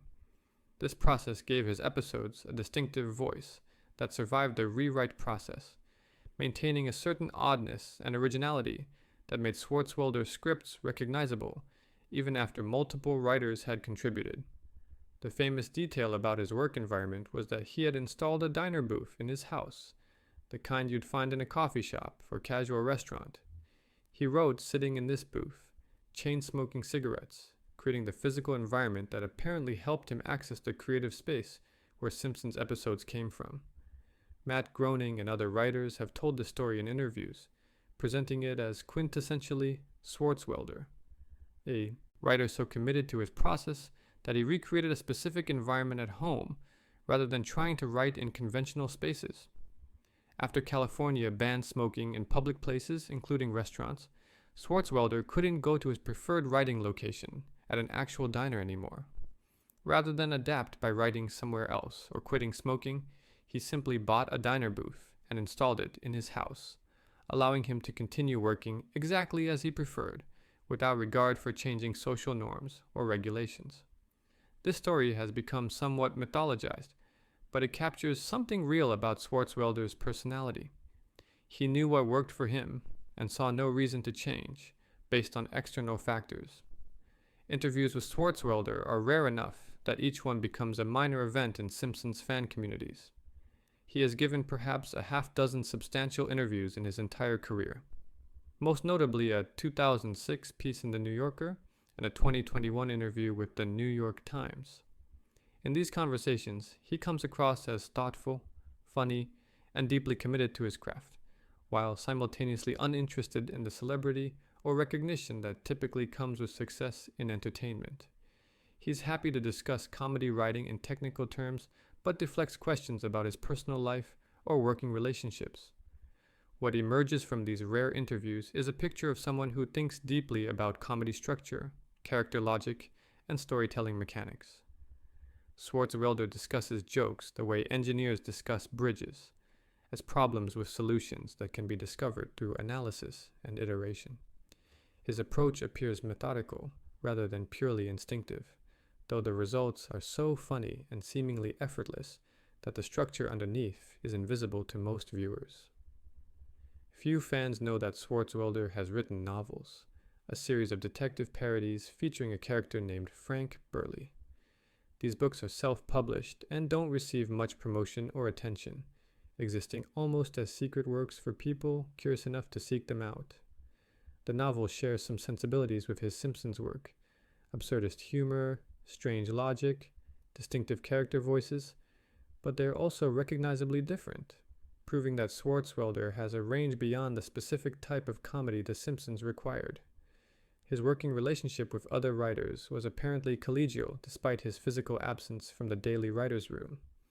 Colleagues describe him as funny in person, willing to defend his choices, but also open to changes when the rewrite process required them. The respect other writers had for his work is evident in how they talk about him, often citing Swartzwelder episodes as exemplars of what The Simpsons could achieve when everything came together perfectly. Swartzwelder left the show in 2003 after 15 seasons, and the reasons for his departure have never been fully explained publicly. Some have suggested it was related to contract negotiations or compensation. Others that it was simply time for him to move on to other projects, or that the show's creative direction no longer aligned with his interests. Without interviews explaining his reasoning, fans are left to speculate based on timing and circumstantial evidence. What's clear is that his departure removed the show's most prolific writer at a time when the writing staff was already experiencing turnover. His influence on The Simpsons extended beyond his credited episodes. Other writers absorbed his approaches, learned from his structure, and carried forward his techniques long after he left. Certain types of jokes and certain storytelling methods that appeared in Swartzwelder episodes started appearing in other writers' work, evidence that the collaborative process wasn't just about improving individual scripts, but about transmitting knowledge and approaches throughout the staff. When writers talk about peak Simpsons or Golden Age episodes, Swartzwelder's name comes up repeatedly, not just for his own work, but for how he influenced the show's overall sensibility during its strongest years. The novels he continues to write suggest that Swartzwelder never stopped being a writer after leaving television. He simply shifted his focus to a format that allowed complete creative control and required no collaboration, no network notes, no animation delays. The books exist in near obscurity compared to his Simpsons work, but they're there for anyone interested in seeing what Swartzwelder produces when working without the constraints or benefits of television production. Swartzwelder's episodes often featured Springfield's incredibly deep bench of side characters, many with their own hidden backstories. Two background characters who started as simple fill-ins for Homer's work friends have accumulated decades of surprising continuity and contradictions. Lenny Leonard and Carl Carlson appear in hundreds of episodes, usually together, serving as Homer's drinking buddies at Moe's Tavern and his colleagues at the nuclear power plant. They began as essentially interchangeable characters, two names attached to designs that could stand next to Homer and say whatever lines the plot required.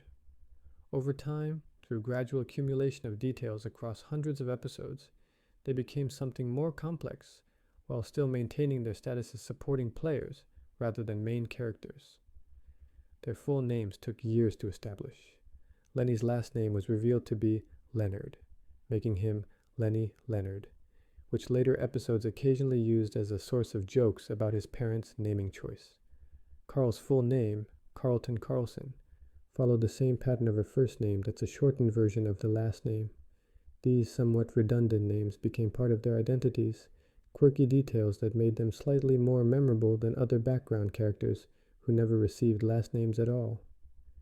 Carl's educational background became surprisingly distinguished as the show went on. Multiple episodes reference that Carl has a master's degree, making him one of the most educated characters in Springfield, despite working a blue-collar job at the nuclear plant alongside Homer, who has no degree and minimal qualifications.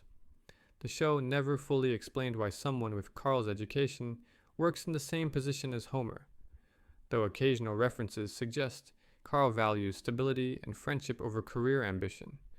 This creates an interesting character depth, where Carl could presumably do better professionally, but chooses not to, prioritizing his life in Springfield over opportunities elsewhere. Lenny's defining physical characteristic became his eye problems, which developed into a running gag across seasons. Lenny repeatedly suffers eye injuries, loses his vision temporarily, or has accidents specifically involving his eyes. The frequency of these injuries became noticeable enough that fans tracked them, creating lists of every time Lenny's eyes were damaged or endangered. The show never explained why Lenny's eyes were such frequent targets for injury, but the pattern became part of his character, a running thread of physical vulnerability that distinguished him from other background characters who existed without consistent physical traits. The relationship between Lenny and Carl has been the subject of considerable fan speculation and occasional writer commentary. They're always together, they're deeply devoted to each other, and their friendship is portrayed with a level of intimacy that goes beyond typical male friendship in television comedies. Multiple episodes have included jokes that hint at but never explicitly confirm a romantic relationship between them. Writers have given interviews suggesting the ambiguity is intentional, that they enjoy leaving the question open rather than definitively answering whether Lenny and Carl are romantically involved or simply extremely close friends. Episodes have shown them living together at various points, though other episodes contradict this by showing them in separate residences.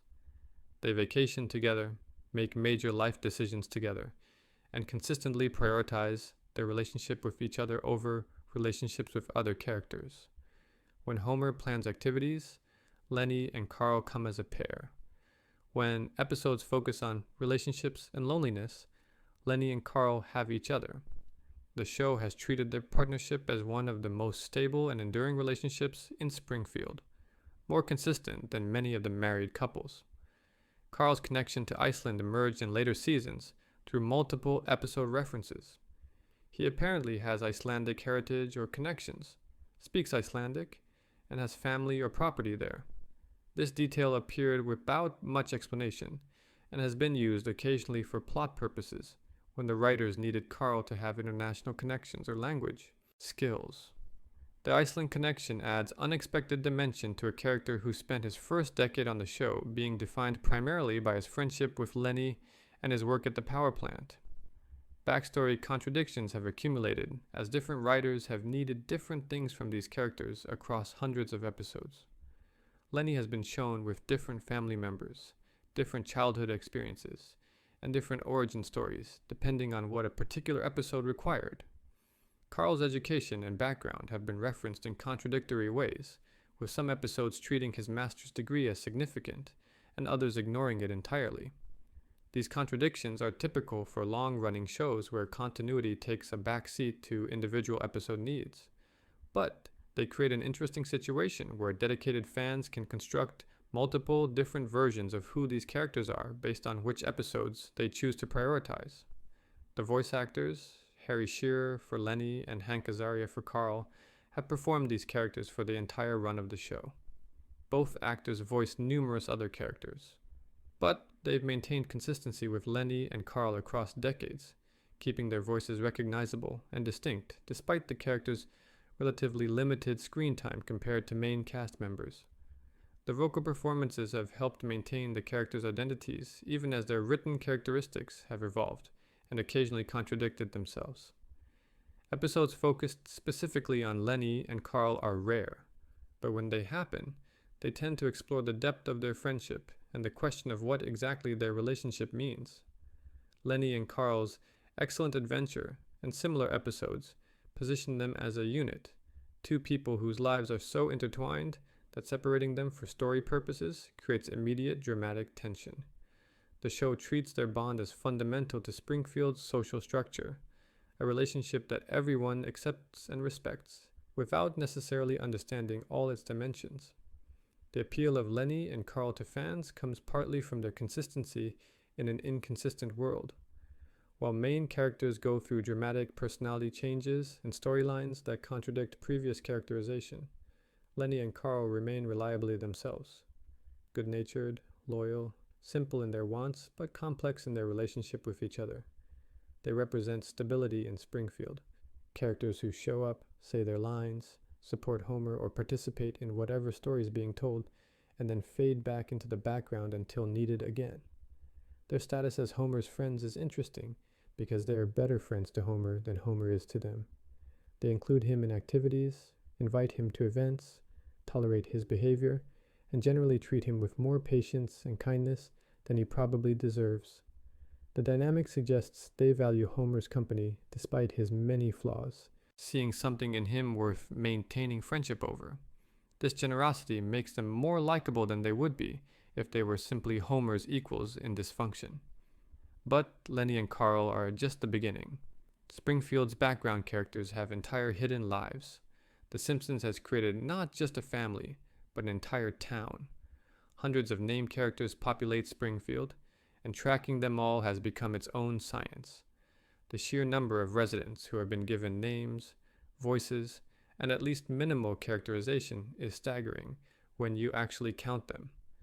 Estimates put the total somewhere north of 500 distinct named characters who have appeared across the show's 35-year run, though the exact count depends on how you define a character versus a one-time joke or background design. This population density creates a unique situation in television. Most sitcoms have a core cast of maybe 8 to 12 characters who appear regularly, with occasional guest stars or one-off characters who serve specific plot functions and then disappear.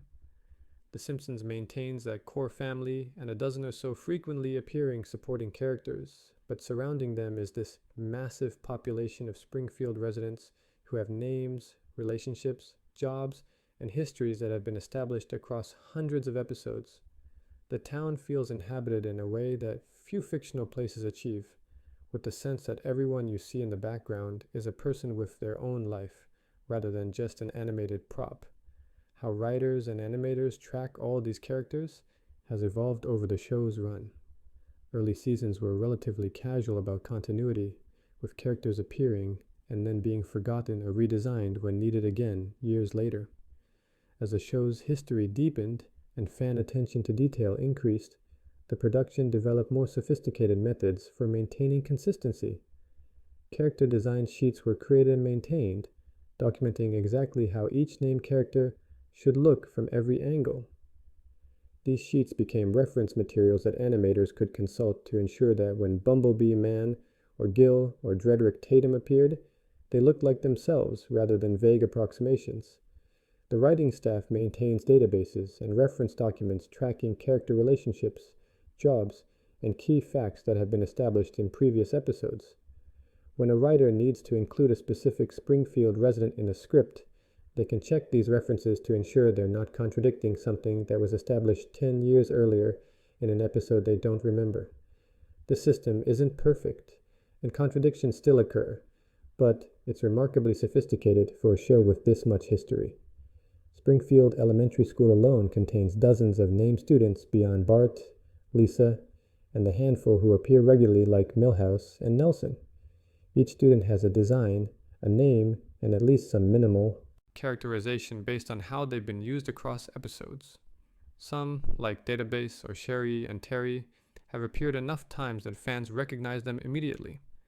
Others have been used once or twice, but remain in the character database, available if a writer needs a specific type of student for a particular story. The retirement home where Grandpa Simpson lives is populated entirely by named characters, each with their own designs and occasional speaking lines. Jasper, the old man with their wooden leg, has appeared in numerous episodes spanning decades. The crazy old man yells at clouds and has been doing so since the early seasons. These aren't major characters, but they exist as consistent presences, making the retirement home feel like a real place with regular residents, rather than a collection of generic old people who change appearance, depending on who's animating the episode. Characters who appeared once and then returned seasons later create particularly interesting continuity moments. The show has occasionally brought back extremely minor characters from old episodes, sometimes as deliberate callbacks for longtime viewers, and sometimes simply because a writer needed that type of character and remembered someone who fit from years ago. These returns can feel like rewards for viewers who've watched every episode and remember obscure details that most audiences would have forgotten. The existence of Simpsons background character databases and wikis maintained by fans demonstrates how seriously this fictional population is taken. These fan-created resources document every appearance of every named character, tracking their relationships, jobs, and any biographical information revealed across episodes. Some entries are extensive, covering characters who've appeared dozens of times. Others are brief, documenting someone who spoke one line in a season 4 episode and was never seen again, but officially has a name and therefore counts as a Springfield resident. Characters with one line or brief appearances who developed unexpected fan followings represent an interesting phenomenon. Brandine and Cletus, the Yoko couple with numerous children, started as one-time jokes but became recurring characters because writers found them useful and funny. Hans Moleman, the ancient, perpetually unlucky man, appeared briefly in early episodes and became a running gag character who shows up to suffer some indignity in episode after episode. These characters weren't planned as recurring presences, but they filled niches the show needed and became part of Springfield's permanent population through accumulated appearances. The sheer number of characters allows the show to tell different types of stories without constantly recycling the same supporting cast. If a plot needs a corrupt politician, there are multiple named politicians to choose from. If a story requires someone from Moe's Bar who isn't Barney, there are other named regulars available. This depth of bench gives writers flexibility while maintaining the sense that Springfield is a consistent place where the same people live their lives regardless of whether the current episode focuses on them. Maintaining vocal consistency for this many characters across decades creates practical challenges. With only 6 main voice actors, plus occasional supporting performers, many characters necessarily share voice actors. Hank Azaria and Harry Shearer particularly have voiced dozens of recurring characters each, creating distinct voices and personalities for people who might appear for 30 seconds in an episode.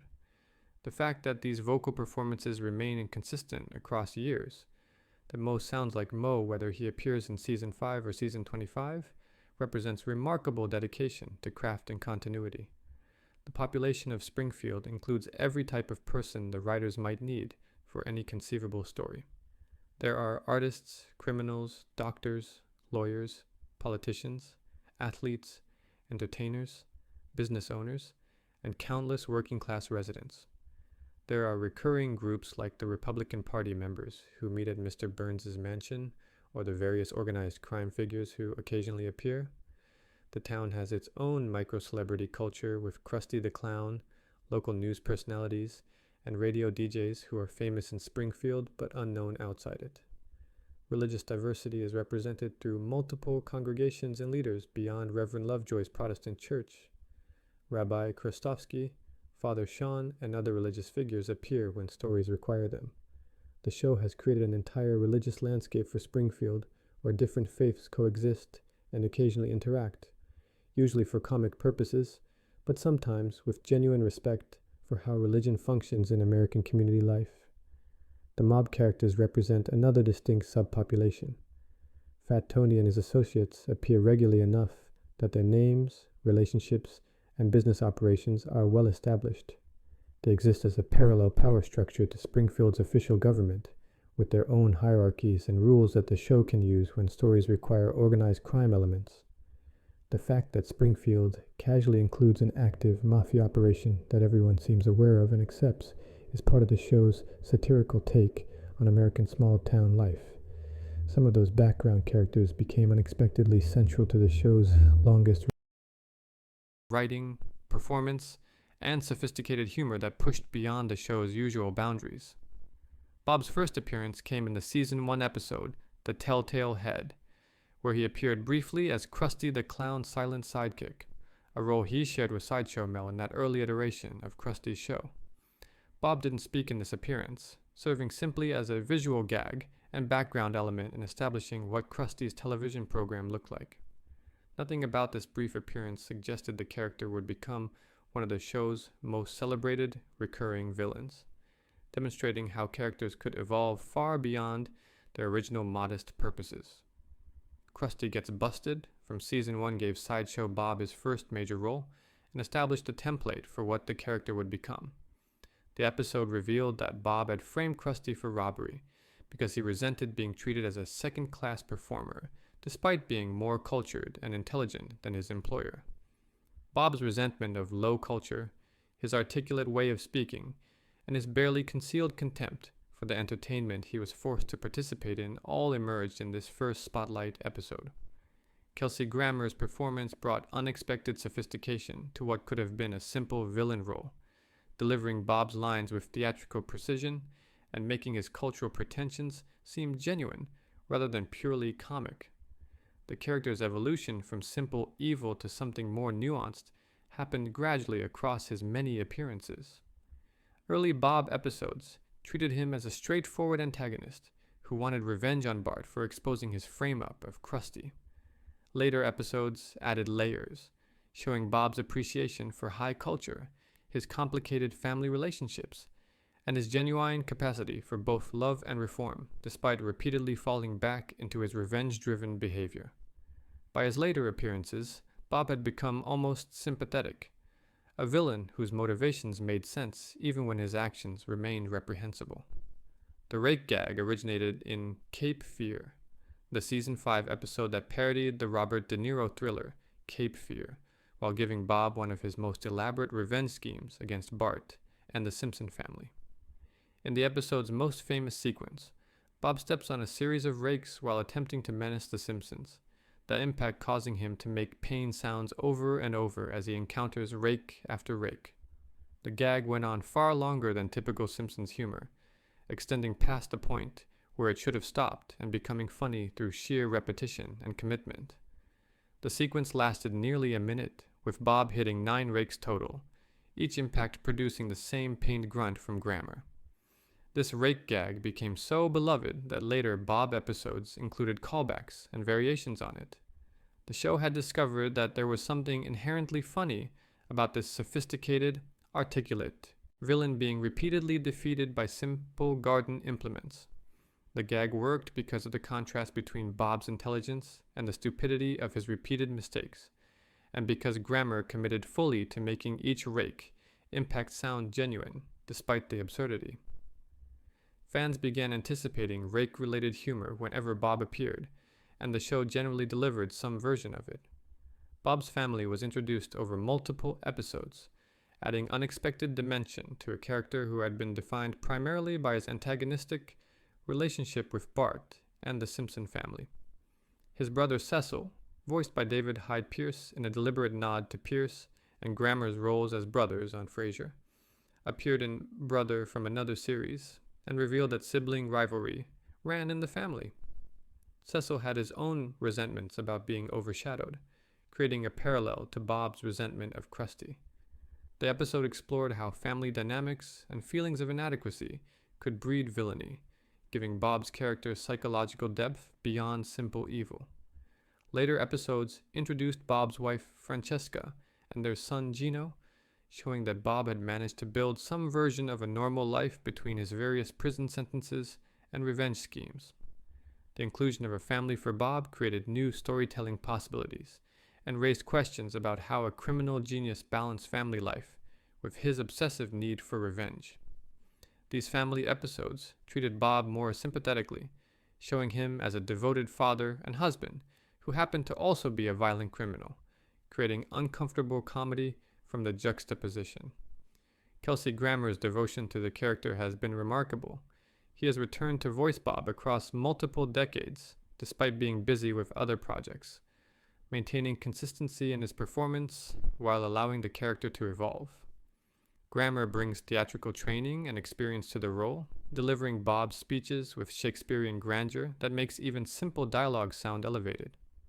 His singing voice has been used in multiple episodes, with Bob performing Gilbert and Sullivan or other musical theater pieces that showcase both Grammer's talents and Bob's cultural sophistication. In interviews, Grammer has expressed genuine affection for Sideshow Bob and appreciation for the quality of writing the character receives. He said that voicing Bob allows him to explore theatrical performance in ways that his live-action roles often don't, delivering the kind of elevated, sophisticated villainy that rarely appears in contemporary television. The collaboration between Grammer and the writers has produced some of the show's most celebrated episodes, suggesting that both parties bring something essential to making the character work. Episodes like Sideshow Bob Roberts explored Bob's political ambitions, having him win election as mayor of Springfield through fraud and then govern as a Republican who despises the poor and working class citizens he's supposed to represent. This episode used Bob to satirize political corruption while giving the character new dimensions beyond his usual revenge plots. The Italian Bob took him to Italy where his family lived, exploring his attempt to leave his criminal past behind and build a new life, only to be undone when the Simpsons randomly visit his adopted hometown.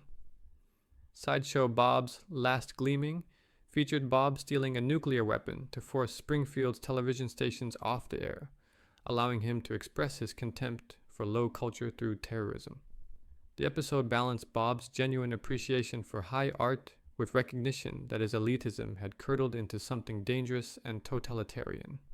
Later episodes attempted various forms of redemption for Bob, showing him trying to reform or at least move past his obsession with killing Bart. These redemption arcs never quite stuck, with Bob always finding reasons to return to his villainous ways. But they added complexity by showing that Bob was capable of growth even if he couldn't maintain it. The appeal of Sideshow Bob episodes comes partly from the contrast they provide to typical Simpsons content. When Bob appears, the show becomes more theatrical, more literary, more willing to include extended parodies of classic films or musical performances. Bob's vocabulary and cultural references are far more sophisticated than most Springfield residents, allowing the writers to include jokes that assume audience familiarity with opera, Shakespeare, or film noir. These episodes reward viewers who share Bob's cultural knowledge while remaining accessible to those who don't, a balance the show manages through Bob's physical comedy and the fundamental simplicity of his motivation. He wants to kill Bart Simpson. While Bob's story spans decades, other multi-episode arcs hide in plain sight. The Simpsons supposedly has no continuity. Everyone stays the same age forever. Bart has been in 4th grade for over 3 decades, and each episode theoretically returns everything to a baseline status quo where nothing fundamental changes. This floating timeline is necessary for a show that's been running this long, as allowing characters to age would mean the Simpson children would now be in their 40s. Yet hidden throughout the series are multi-season storylines and evolving relationships that demonstrate the show has more continuity than it pretends. Layers of character development that accumulate despite the format's resistance to permanent change. Homer and Marge's relationship has evolved in ways that would be impossible if the show truly reset everything after each episode. Early seasons portrayed them as relatively young parents whose relationship was solid despite Homer's flaws. Over time, the show has explored deeper cracks in their marriage, with multiple episodes focusing on near divorces, affairs that almost happened, and genuine moments where Marge questions whether staying with Homer is worth the constant frustration he causes. These marriage crisis episodes build on each other, creating a sense that their relationship has weathered genuine storms, rather than simply existing in a perpetual state of basically happy despite comedy problems. The show has established patterns in how Homer and Marge handle conflict that have remained consistent across hundreds of episodes. Marge bottles up frustration until she explodes. Homer makes grand gestures to win her back. They reconcile through a combination of genuine affection and Marge's resignation to who Homer is. This pattern has been repeated so many times, it's become part of their relationship's identity, showing that even in a supposedly continuity-free format, relationship dynamics can develop and deepen through accumulated history. Lisa's political and social consciousness has grown more sophisticated as the show has continued, tracking real-world changes in progressive thought even though Lisa herself hasn't aged. Early season Lisa was smart and sometimes socially aware, but her concerns were relatively simple and age-appropriate. Later season Lisa became increasingly engaged with the complex political issues, environmental activism, and social justice causes that reflected contemporary progressive priorities. Her vegetarianism, established in season 7's Lisa the Vegetarian, has been maintained consistently since then, representing one of the show's most carefully preserved continuity points. The evolution of Lisa's character raises interesting questions about how a show maintains personality development without allowing aging. Lisa has become more sophisticated in her thinking and more committed to her beliefs over the show's run, Yet she's still 8 years old. The show handles this by treating her as precociously intelligent, rather than actually mature, allowing her to engage with adult concepts while still being recognizably a child. This balance requires careful writing to prevent Lisa from seeming impossibly advanced, while still giving her the intellectual depth that makes her character interesting. Bart and Lisa's elder sibling relationship has shifted from simple rivalry to something more complex and mutual. Early episodes often featured Bart tormenting Lisa, while Lisa tried to ignore or rise above his behavior. Later episodes show genuine moments of sibling solidarity, where Bart and Lisa support each other against external threats, or recognize that their antagonism is superficial compared to their underlying bond. The show has accumulated enough history that when Bart and Lisa team up or defend each other, it feels earned rather than arbitrary, built on decades of established interaction.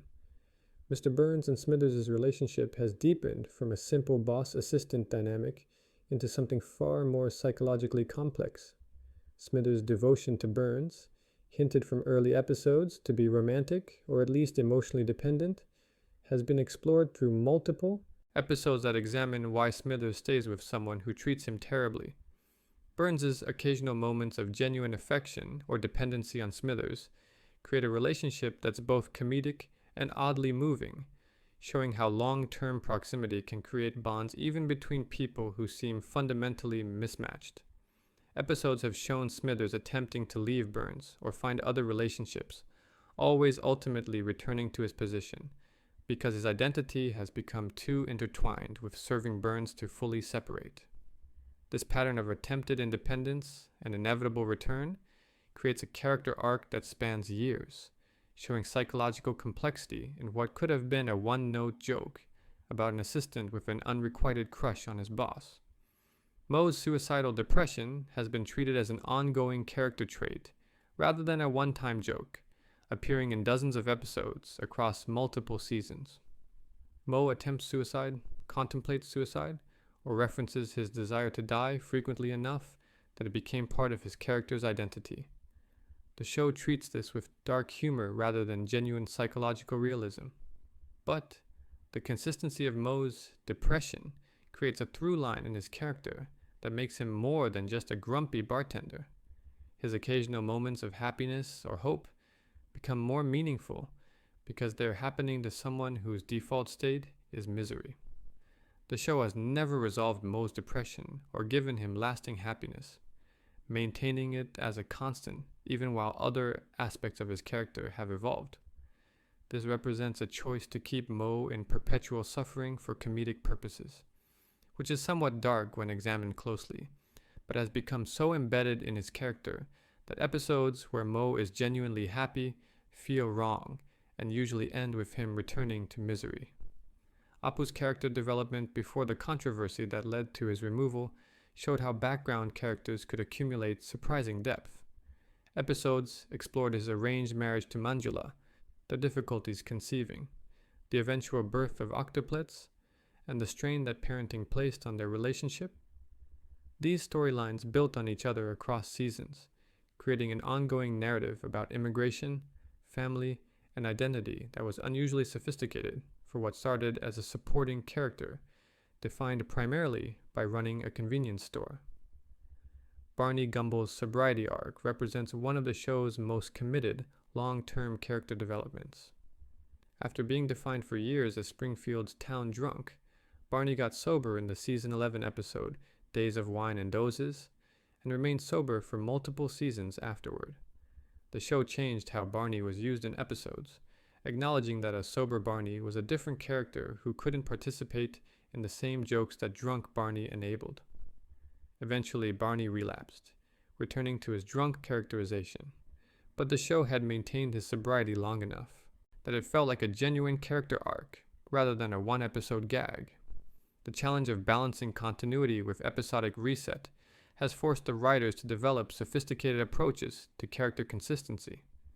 Major character developments that need to stick, like Lisa's vegetarianism or Maud Flanders' death, are maintained carefully across episodes by different writers. Smaller details are allowed to be flexible, acknowledged when useful, and ignored when inconvenient. the show has essentially developed a hierarchy of continuity where some things must remain consistent, while others can be treated as fresh each episode, depending on story needs. Writers have occasionally addressed the floating timeline directly, having characters acknowledge the impossibility of their situation, or making jokes about how long the show has been running.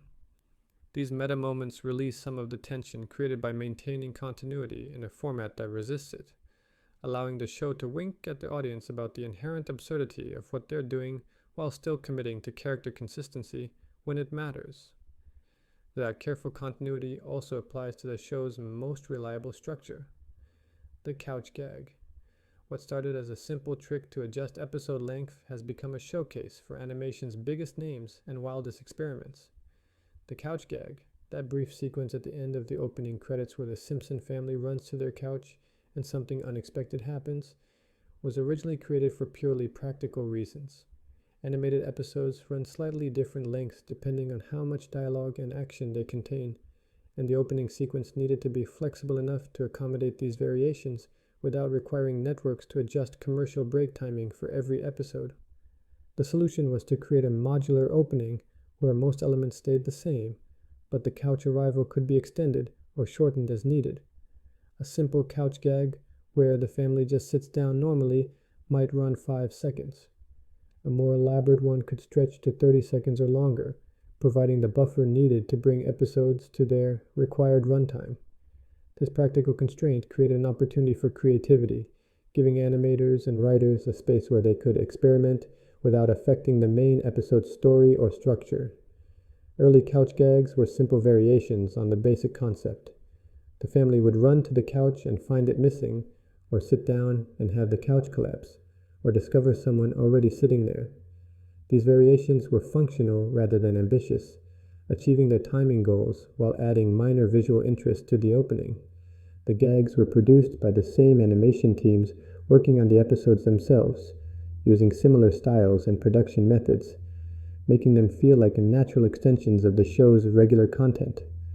The shift toward more elaborate productions happened gradually as the show gained confidence and resources.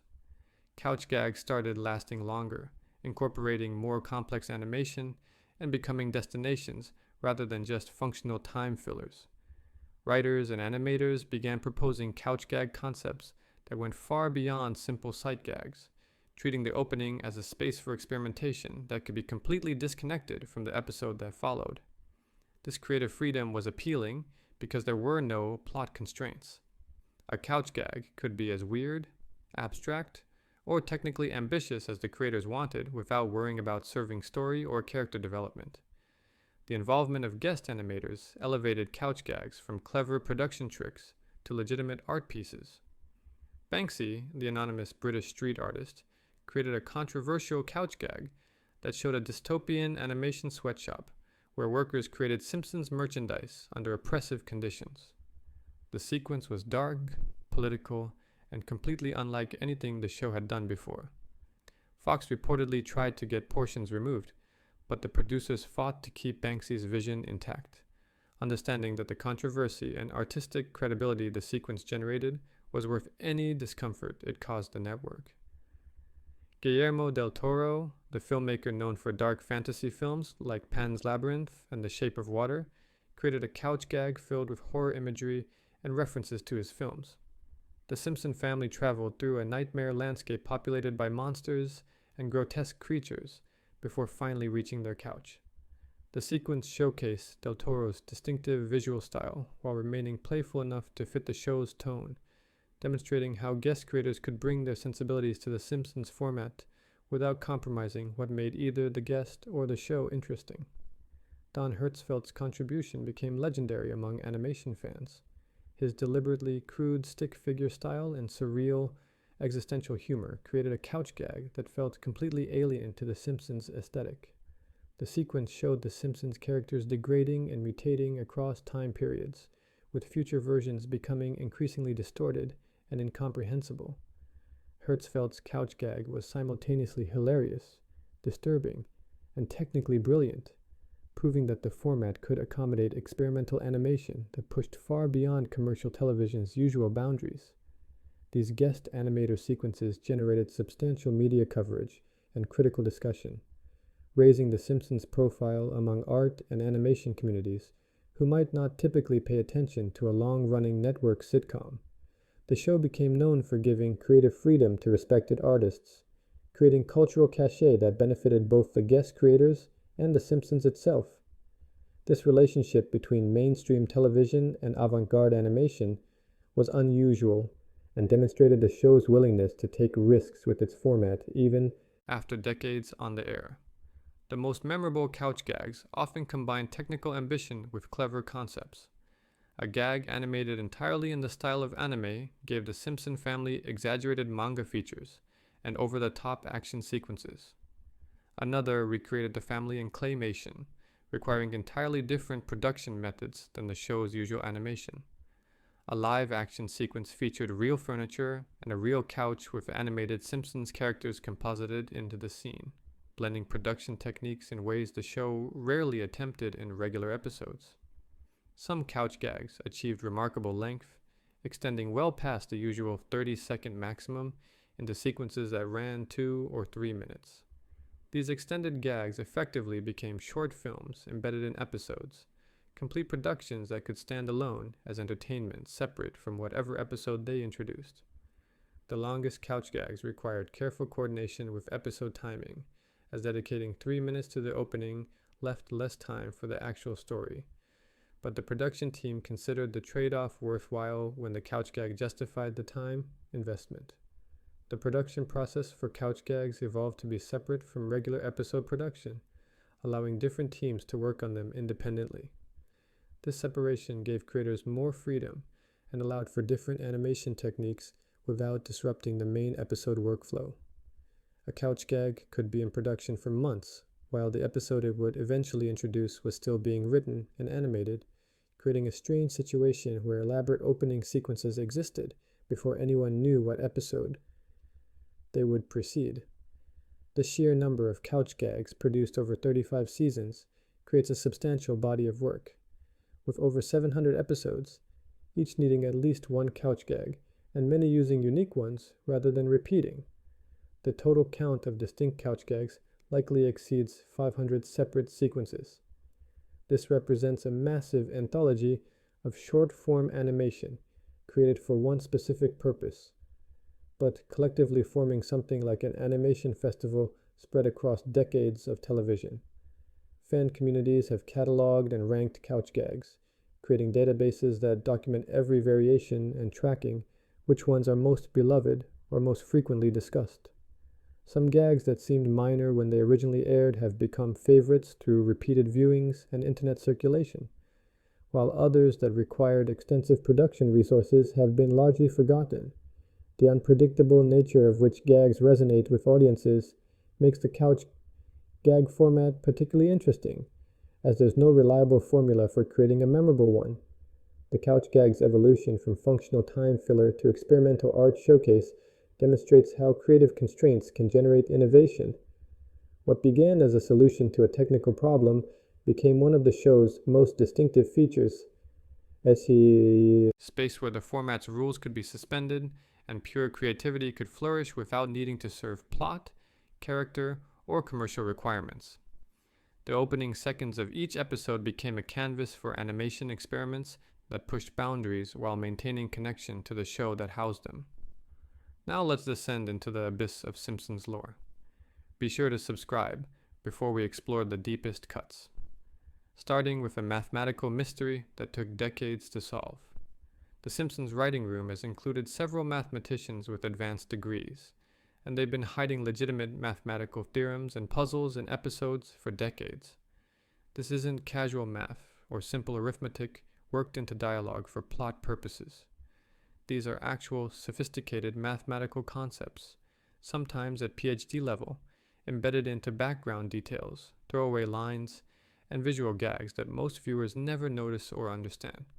The presence of these mathematical Easter eggs demonstrates the unusual intellectual culture of the show's writing staff and creates layers of content that reward viewers with mathematical knowledge while remaining invisible to everyone else.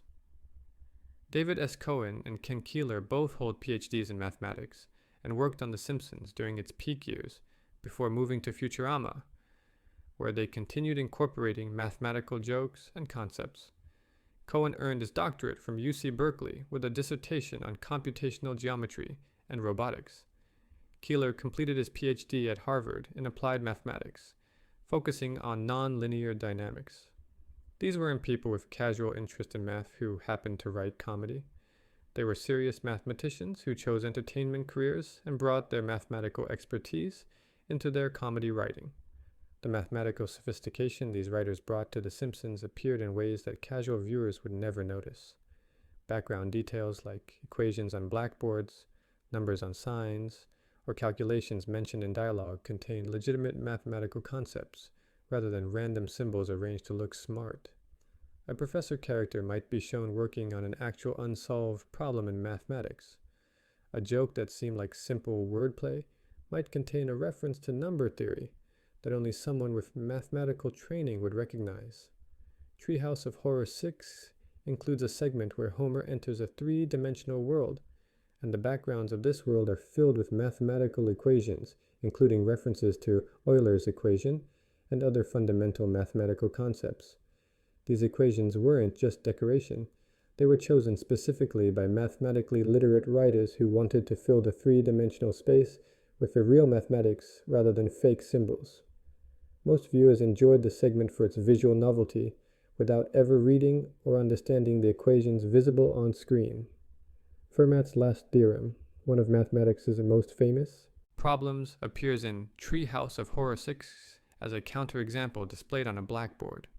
The equations shown would, if true, disprove Fermat's last theorem, which states that no three positive integers, a, b, and c, can satisfy the equation a n plus b as equation for any integer value of n greater than 2.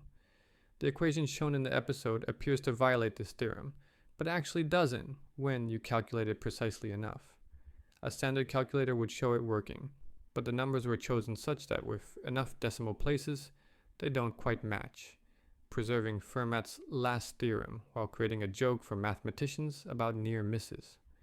This kind of mathematical humor required writers who understood both the mathematics and how to construct jokes that worked on multiple levels. Regular viewers saw equations on a blackboard and accepted them as set dressing that made the scene look appropriately academic. Mathematically trained viewers recognized legitimate concepts and appreciated the effort to get details right. Mathematicians specifically familiar with Fermat's last theorem recognized the near counterexample joke and appreciated its sophistication. The same visual element worked for three different audiences at three different levels simultaneously. Money Bart includes references to sabermetrics and statistical analysis, with equations and concepts from mathematical approaches to baseball strategy appearing throughout the episode.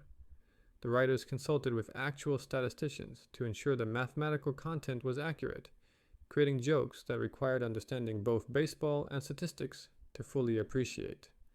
Lisa uses mathematical optimization to create a winning baseball strategy, and the specifics of her approach reflect real analytical methods rather than just vague references to using math.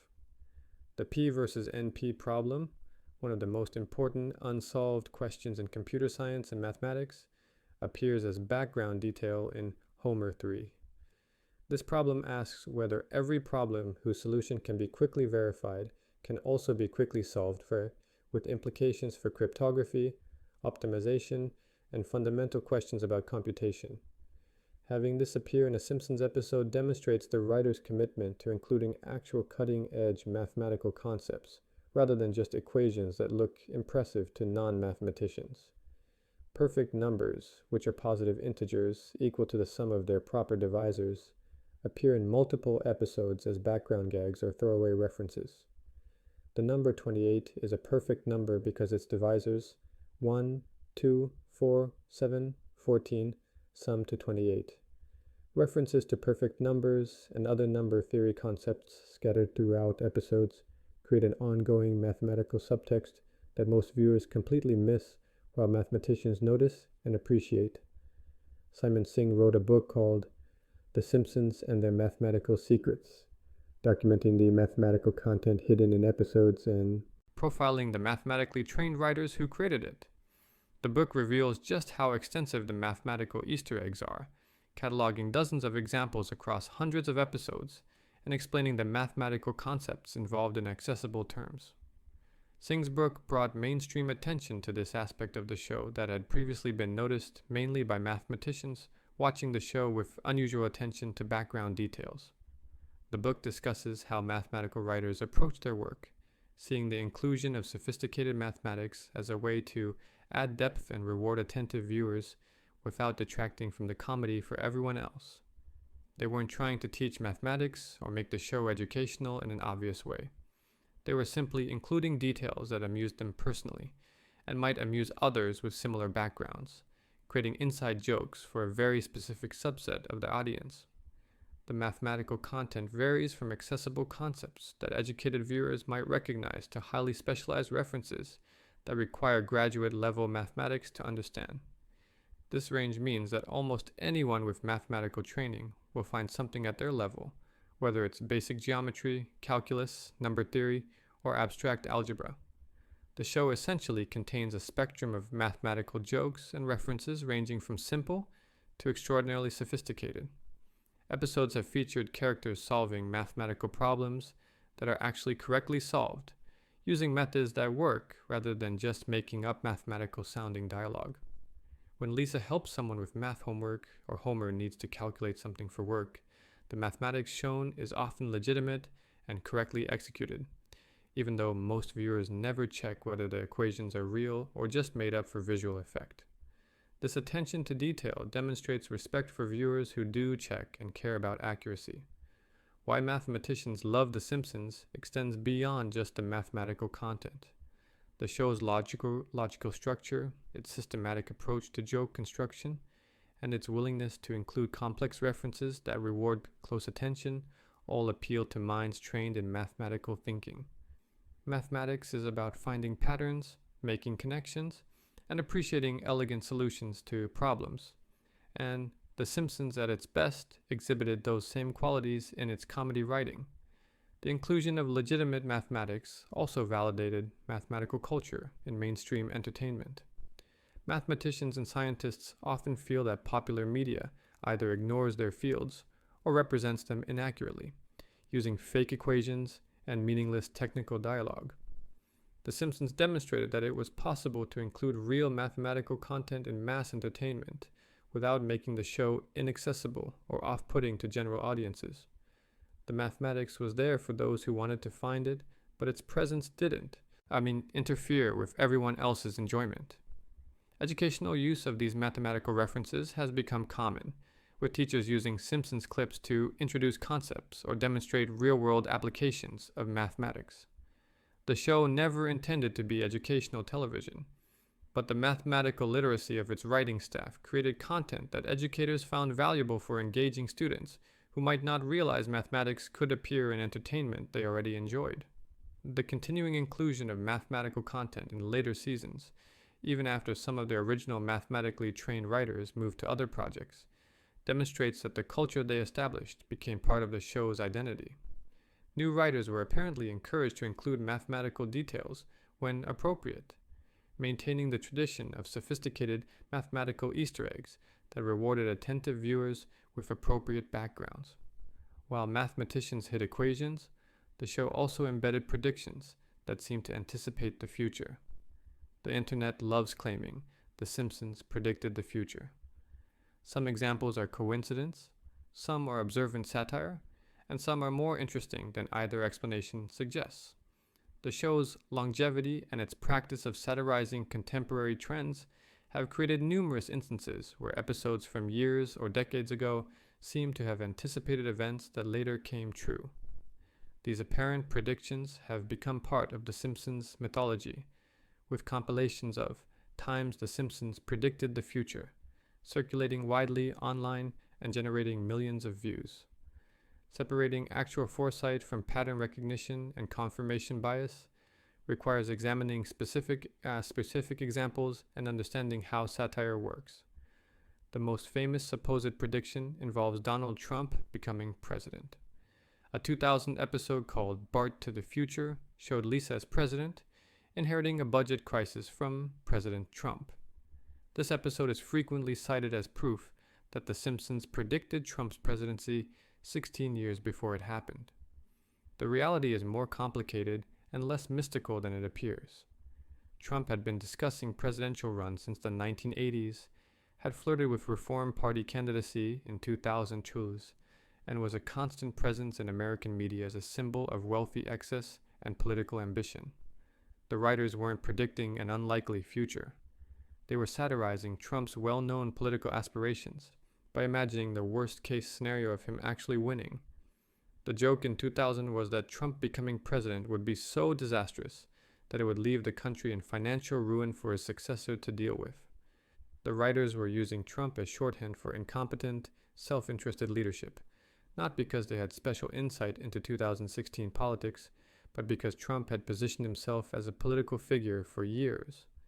When he actually won in 2016, the episode seemed prophetic, but it was really just satire that happened to parallel reality, because the satirical target never changed his basic public persona. Smartwatches and video calling appear in episodes from the 1990s, showing characters using technology that wouldn't become mainstream for another decade or two. These predictions are more interesting because they demonstrate the writer's awareness of technological trends and science fiction concepts that were being discussed in technical communities, even if they hadn't yet reached consumer markets. Dick Tracy had smartwatches in the 1940s comics, and video calling had been a staple of science fiction since the 1960s. The Simpsons writers weren't inventing these concepts. They were extrapolating from existing technology trends and science fiction that they consumed as fans of the genre. The episode showing what looks like a smartwatch was actually showing a very different piece of technology that happened to resemble what smartwatches would eventually become. The writers weren't specifically predicting Apple Watches or Android Wear. They were imagining futuristic communication technology in a way that science fiction had been imagining it for decades. When real smartwatches emerged, the superficial similarity made it seem like The Simpsons had predicted them. But really, both the show and actual technology were drawing from the same science fiction traditions. Disney buying Fox was predicted in an episode that showed a Fox sign with a division of Walt Disney Co. written below it. This 1998 episode seemed remarkably prescient when Disney actually acquired 21st Century Fox's entertainment assets in 2019. However, media consolidation and the possibility of Disney acquiring Fox had been discussed in industry circles for years. Large media companies constantly evaluate acquisition targets, and Disney's aggressive expansion into content was well-known industry strategy. The joke worked in 1998 because viewers understood that Disney was the kind of massive entertainment conglomerate that might someday own everything, including Fox. When it actually happened, the joke became a prediction in retrospect. Lady Gaga's Super Bowl halftime performance was predicted by an episode that aired several years before she actually performed at the Super Bowl. The episode showed Lady Gaga performing an elaborate show with flying segments and costume changes, and when her real Super Bowl performance included similar elements, people claimed The Simpsons had done it again. The explanation is simpler. Lady Gaga's performances had always been elaborate and theatrical, and the Super Bowl halftime show is the biggest stage in American entertainment. Imagining Lady Gaga doing an extravagant Super Bowl performance wasn't prediction. It was logical extrapolation of where her career was headed and what Super Bowl performances typically involve. How satire can seem predictive relates to the fact that good satire identifies underlying patterns and trends before they become obvious to everyone. When satirists exaggerate current tendencies to their logical extremes, they're essentially predicting what will happen if those trends continue. If the trends do continue, the satire seems prophetic. The Simpsons has been satirizing American culture, politics, and technology for over 3 decades, meaning it's had thousands of opportunities to satirize trends that later became reality. Confirmation bias plays a massive role in the prediction mythology. People remember the times The Simpsons seemed to predict something and forget the thousands of jokes, scenarios, and satirical futures that never came true. Episodes have shown flying cars, robot servants, and countless other technologies and social changes that haven't happened. Nobody compiles lists of times The Simpsons was completely wrong about the future, because failed predictions aren't interesting or shareable. The hits are remembered and the misses are forgotten, creating an illusion of predictive accuracy. The sheer volume of content The Simpsons has produced guarantees coincidental overlap with reality. With over 700 episodes, each containing dozens of jokes, scenarios, and satirical premises, the show has made thousands of statements about possible futures. Some percentage of those will inevitably match actual events through pure chance. If you take 1,000 guesses about what might happen, some will be right just through probability. This doesn't indicate special insight. It indicates that enough attempts were made that success became statistically likely. False predictions that circulate online complicate the situation further. Some supposed Simpsons predictions are completely fabricated, using edited screenshots or misremembered episodes to create predictions that never actually existed. The Trump escalator scene that circulates online showing him descending an escalator exactly like he did when announcing his candidacy is actually from a different context entirely, and has been edited to seem more prescient than it was. The ease of creating and spreading fake evidence means that some of the show's predictive reputation rests on predictions it never actually made. What the writers actually anticipated versus what gets attributed to them represents a significant gap. The writers have given interviews explaining that they weren't trying to predict the future, but rather commenting on the present through satirical exaggeration. When asked about apparent predictions, they generally express surprise and amusement rather than claiming any special foresight. They understand that their job was satire, not prophecy, and that the predictions people see are mostly coincidence, combined with smart observation of existing trends. Some predictions do demonstrate genuine insight into where technology and culture were heading.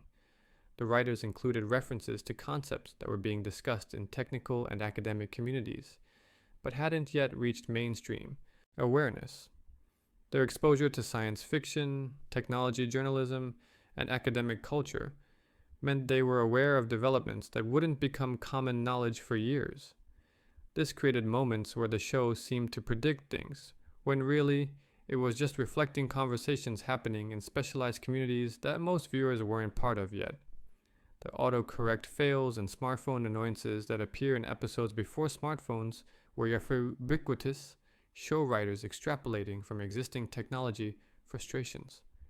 As soon as predictive text existed in any form, people who understood technology could imagine the problems it would create at larger scale. The Simpsons included these frustrations in episodes before they affected everyone, because the writers were early adopters who experienced these problems before they became universal. The appeal of believing The Simpsons predicts the future goes beyond just finding coincidences interesting.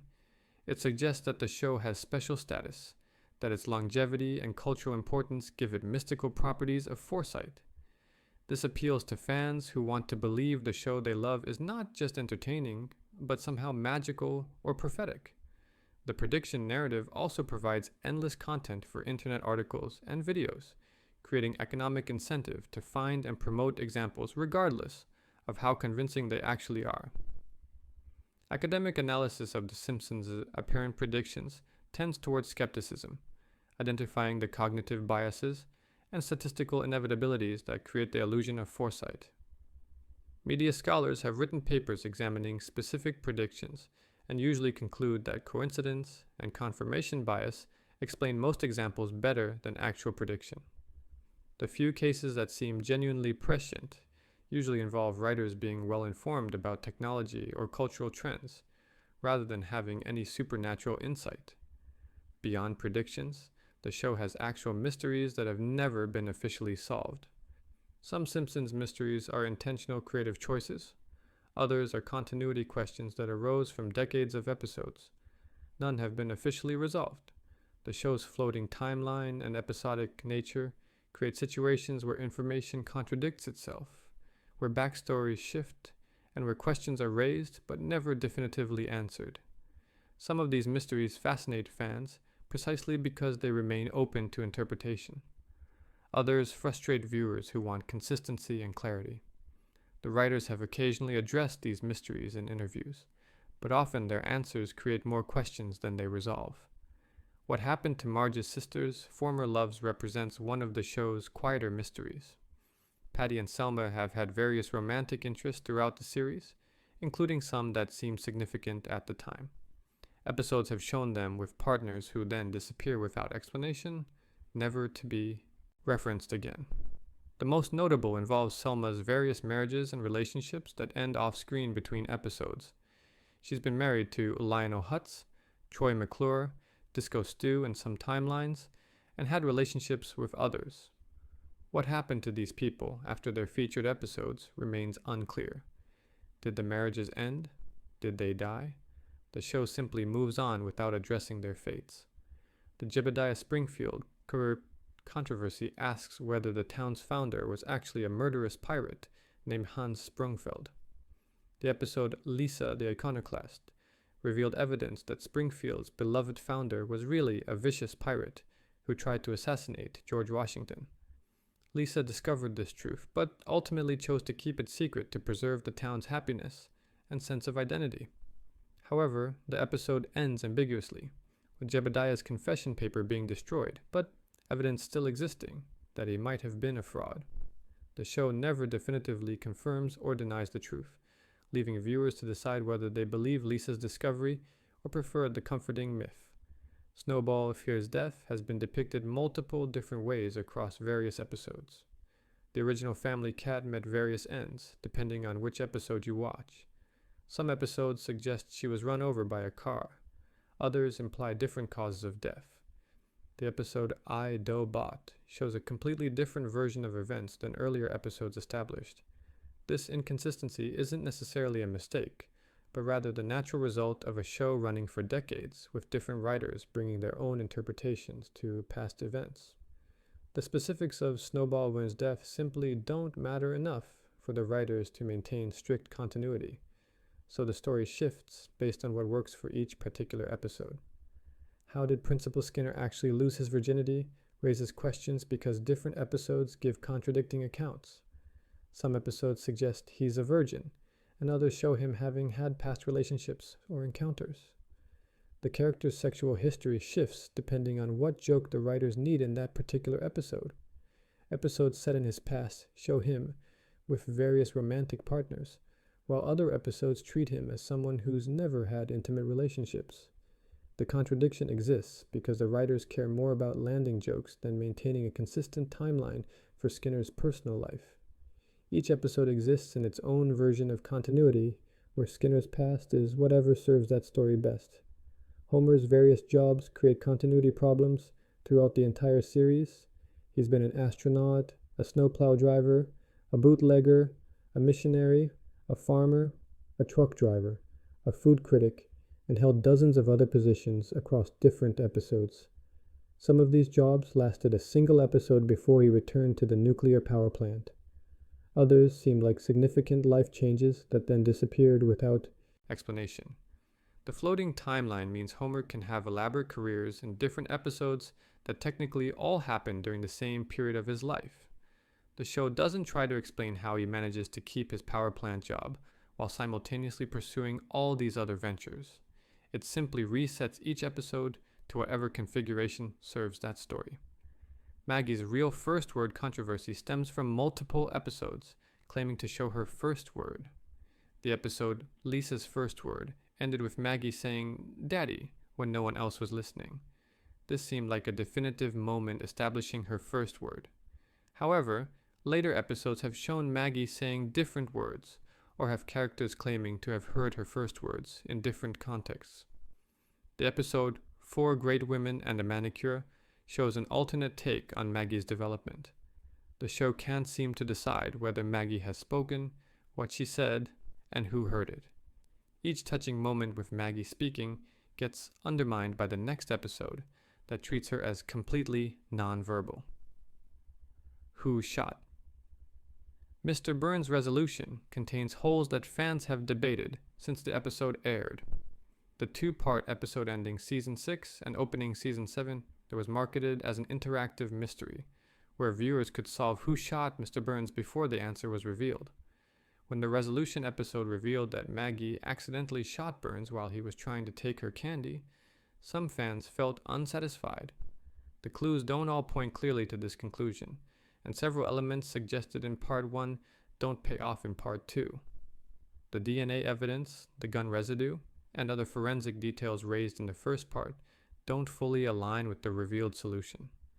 Some fans believe the writers changed the answer between parts, or that the resolution was deliberately left imperfect.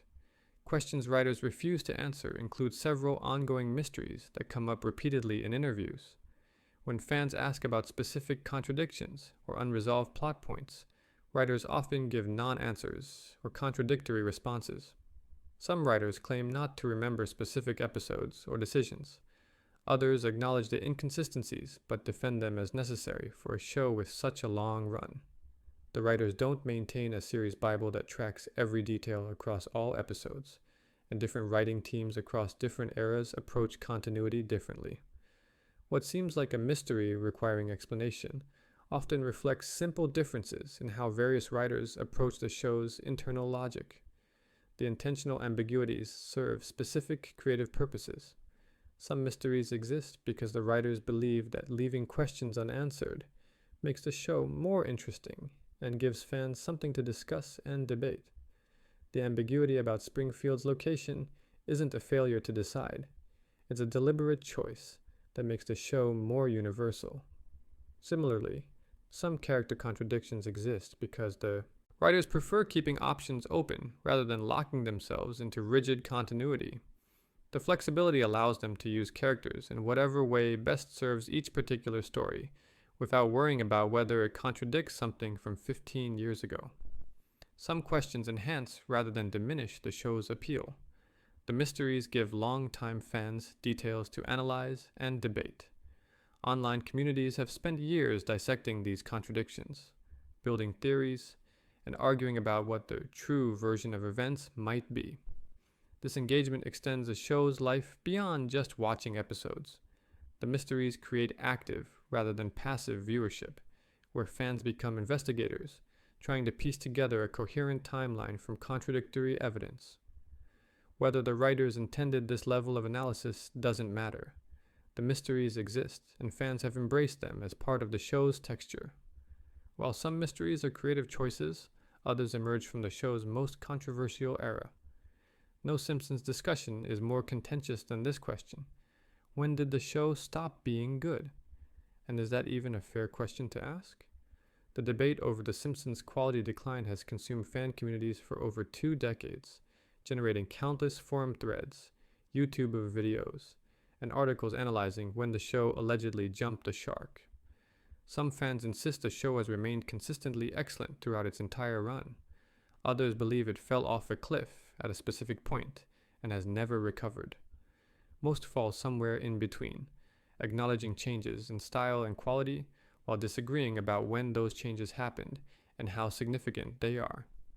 The zombie Simpsons term emerged from online fan communities to describe episodes that feel like The Simpsons in superficial ways, but lack the heart, intelligence, and humor that made classic episodes special. The term suggests that the show is dead but still moving, a corpse animated by corporate interests and creative exhaustion, rather than genuine inspiration. Users on forums like No Homers Club and sections of Reddit adopted this terminology to distinguish between real Simpsons and what they perceived as inferior modern imitations. The term is deliberately harsh, reflecting how passionately some fans feel about the show's decline and their frustration that it continues to air despite what they see as obvious creative death. Common breaking points fans identify vary widely, suggesting that the decline wasn't a sudden drop, but rather a gradual shift that different viewers noticed at different times. Some fans point to Season 9 as when things change, noting that this was when many original writers left and showrunner Mike Scully took over. Others see Season 10 as the breaking point, citing specific episodes that felt different in tone and humor. Season 12 gets mentioned frequently, as this is when the show switched to digital animation, and when some fans believed the humor became more cartoon-like and less grounded. Season 15 represents another common breakpoint, after which even fans who defended earlier controversial seasons began admitting the show had changed fundamentally. What changed encompasses multiple elements that evolved over the show's run. The writing staff turned over almost completely multiple times, with most of the original Golden Age writers leaving by the early 2000s. The new writers brought different sensibilities and influences, often favoring more fantastical plots over the grounded family sitcom approach of early seasons.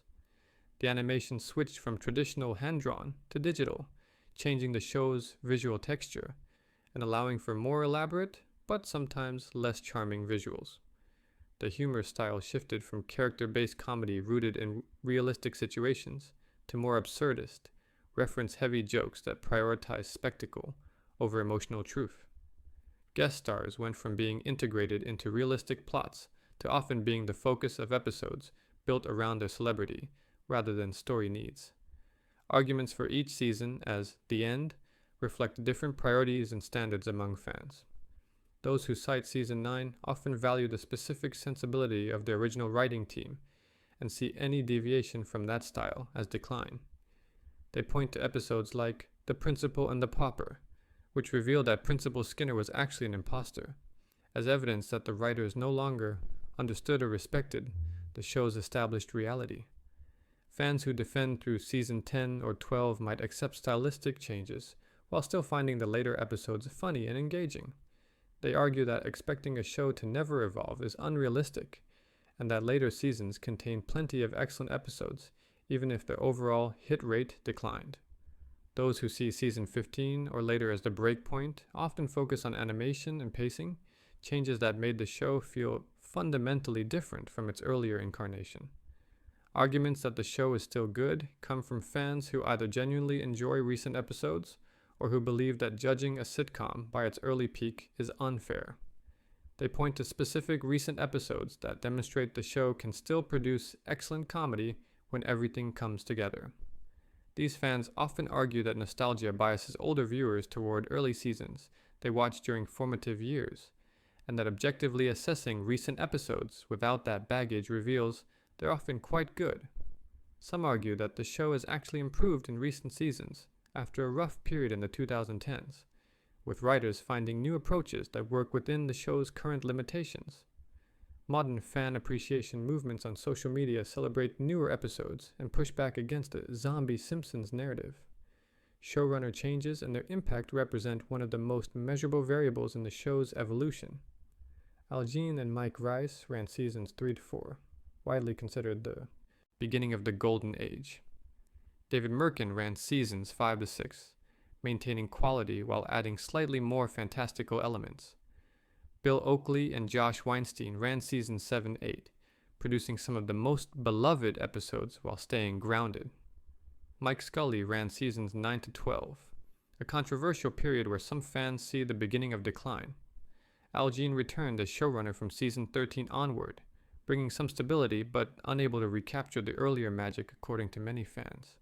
Each showrunner brought their own sensibility, and fans often aligned their breakpoints with these transitions.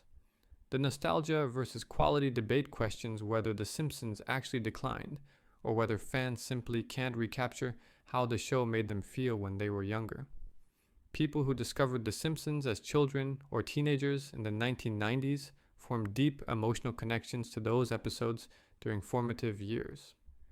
Rewatching those episodes triggers nostalgia and positive associations that newer episodes can't generate, because viewers are now adults with different brains and lives.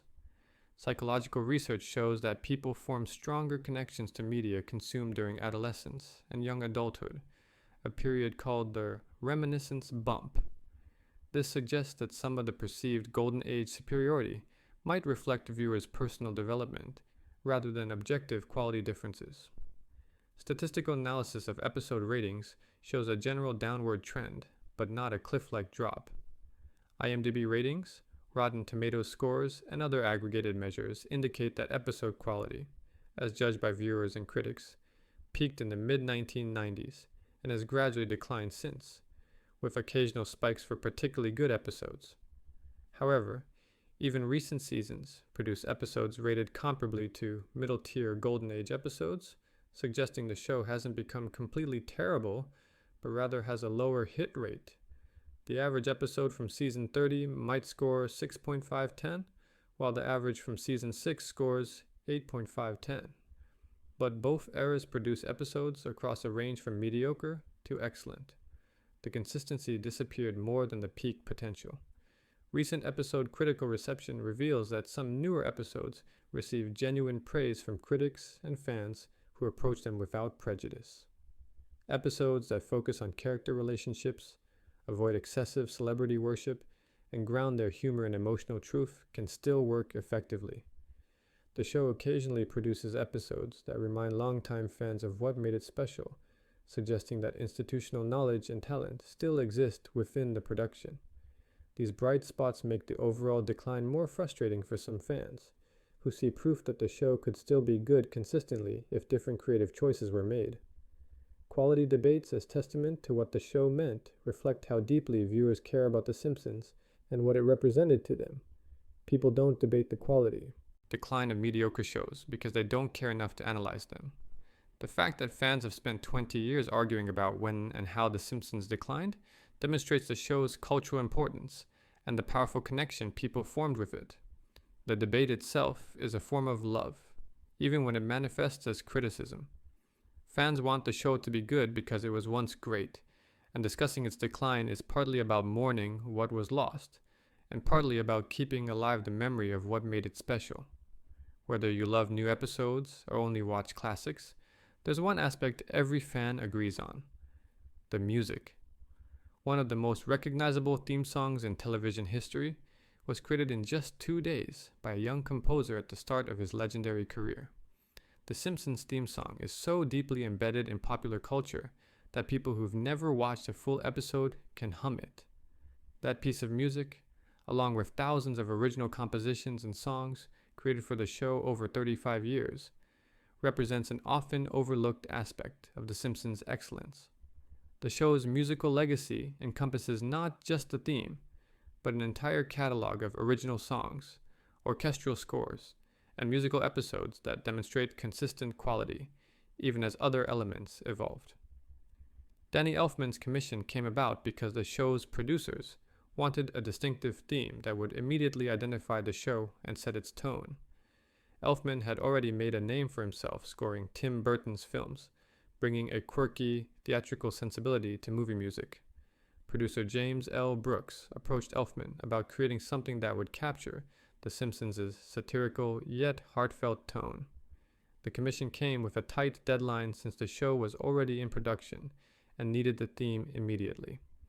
The theme song composition took approximately 2 days of focused work in Elfman's home studio. He worked from sketches of the characters and descriptions of the show's tone, creating something bouncy, slightly chaotic, and instantly memorable. The main melody came to him quickly, that descending 4-note pattern that opens the theme and immediately signals to viewers that The Simpsons is starting.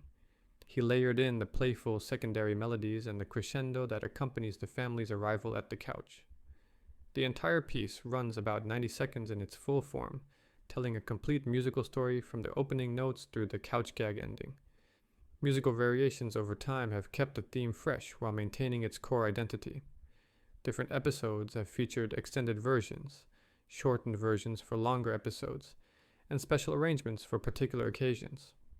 The Halloween episodes sometimes feature spooky arrangements with different instrumentation. Holiday episodes might add seasonal elements to the familiar tune.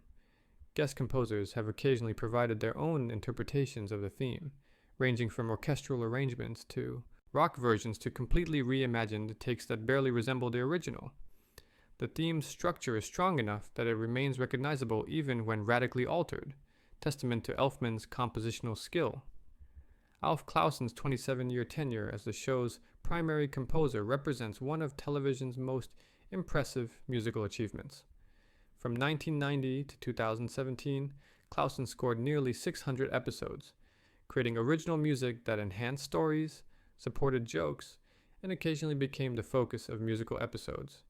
He won 2 Emmy Awards and received 21 Emmy nominations for his work on The Simpsons, recognition of his consistent excellence across almost 3 decades. His ability to compose in any style the show needed, from jazz to classical to rock to country, gave The Simpsons tremendous musical flexibility. Clausen's scoring approach balanced supporting the comedy without overshadowing it. His music enhanced emotional moments without becoming maudlin, reinforced jokes without being too on the nose, and created musical worlds for the show's many fantasy and parody sequences. He could recreate the sound of 1940s film noir for one scene, then shift to Broadway-style show tunes for the next, then provide tender underscore for family moments.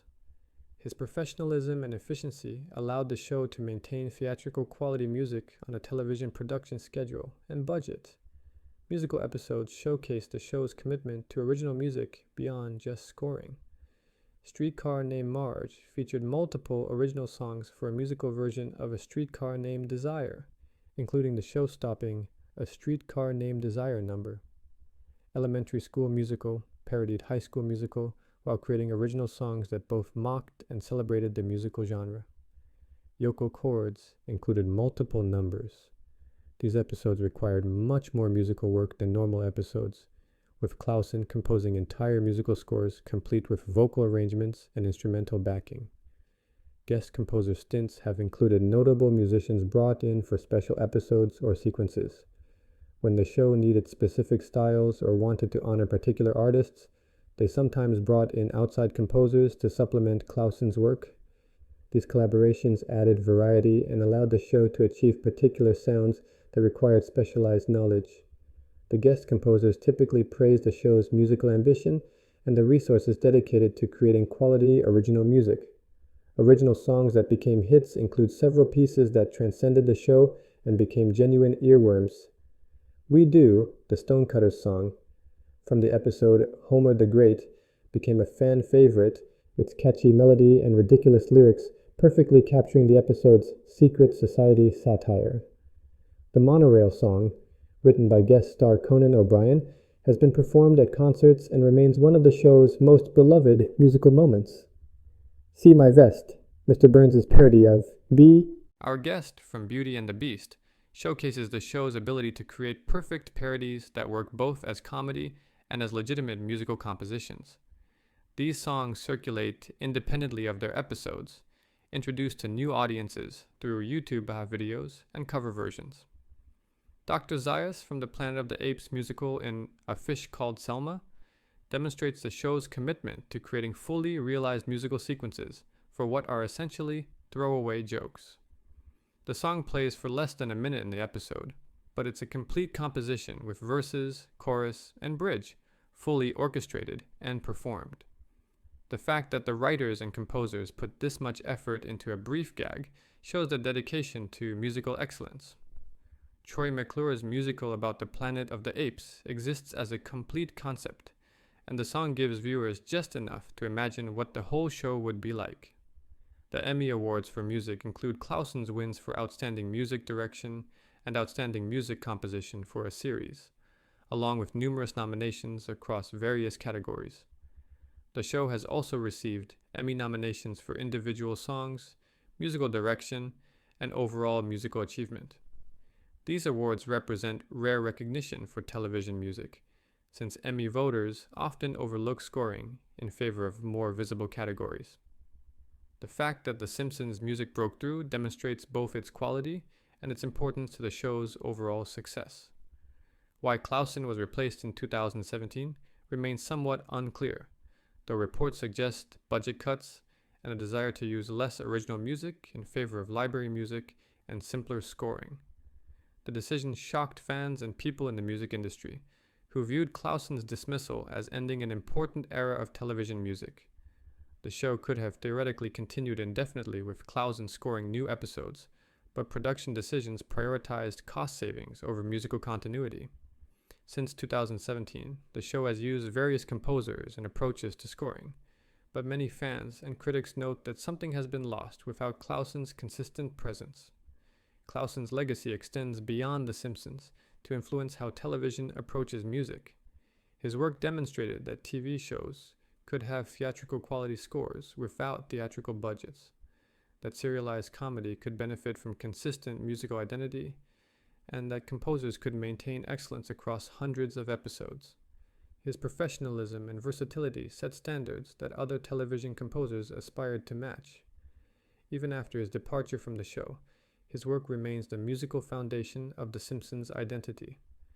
Music as essential as writing or animation reflects a truth about The Simpsons that viewers might not consciously recognize, but definitely feel. The show's musical excellence has been so consistent that it becomes invisible, working perfectly to enhance every episode without drawing attention to itself except when meant to. The theme song, the scores, the original songs, all of it combines to create The Simpsons' complete sensory identity. Remove the music and the show would fundamentally change, losing much of its emotional impact and comedic timing. The musical legacy deserves recognition alongside the show's writing and animation as a core element of its success. Now we've reached the deepest level, the forbidden depths. Subscribe to the channel before we explore the real-world impacts and controversies that surrounded the show's production. In 2017, a documentary called The Problem with Apu sparked a controversy that would lead to the quiet removal of one of the show's most prominent characters. The documentary, created by comedian Hari Kondabolu, examined how the character of Apu Nahasapi Mapetilon perpetuated stereotypes about South Asian people, and how those stereotypes affected real people, particularly Indian Americans growing up in America, who faced mockery based on Apu's exaggerated accent and convenience store owner stereotype. Hari Kondabolu's documentary presented multiple perspectives from South Asian performers, writers, and cultural critics about Apu's impact. The documentary interviewed people who loved The Simpsons, but felt conflicted about Apu, a character who was often the only South Asian representation they saw in mainstream American media. They discussed experiences of white classmates imitating Apu's accent to mock them, of Apu's catchphrase, "Thank you, come again," becoming a weapon used against South Asian people, of the character reducing an entire ethnic group to a handful of stereotypes about accented English, arranged marriages, and convenience stores. The documentary acknowledged that Apu had some depth as a character, more than many television stereotypes, but argued that this didn't erase the harm caused by his portrayal. Arguments about stereotyping versus character depth divided viewers and critics. Defenders of Apu pointed out that he was portrayed as intelligent, hardworking, devoted to his family, and more moral than most Springfield residents. Unlike one-dimensional stereotypes, Apu had storylines about his arranged marriage, his struggle to have children, his graduate degree, his deep knowledge of American culture, and his role as a community member. The show had given him episodes focusing on his humanity and complexity. These defenders argued that Apu was a three-dimensional character who happened to be Indian, not just a collection of stereotypes. Critics responded that Apu's depth didn't erase the fundamental problem that he was an Indian character created by white writers, voiced by a white actor doing an exaggerated accent, and primarily used for jokes based on ethnic stereotypes. The fact that Apu appeared in many episodes and had storylines actually amplified the problem because it meant generations of viewers formed their primary impression of Indian people from this character. The harm wasn't negated by occasional character development. The core issue was that mainstream American comedy had created this character without apparent input from the people being represented, and without considering the impact on South Asian children growing up in America. The show's initial response created more controversy than it resolved. In an April 2018 episode, Lisa looks at a photograph of Apu and says, "Something that started decades ago and was applauded and inoffensive is now politically incorrect. What can you do?" Marge responds, "Some things will be dealt with at a later time," and Lisa replies, "if at all." This dismissive response angered many viewers who had hoped the show would engage seriously with the criticism. The scene felt like the writers were brushing off legitimate concerns and characterizing the controversy as political correctness, rather than a conversation about representation and harm. Hank Azaria's evolution on the issue demonstrated how perspectives can change with listening and reflection. Azaria, who voiced Apu, along with many other characters, initially defended the character and his performance.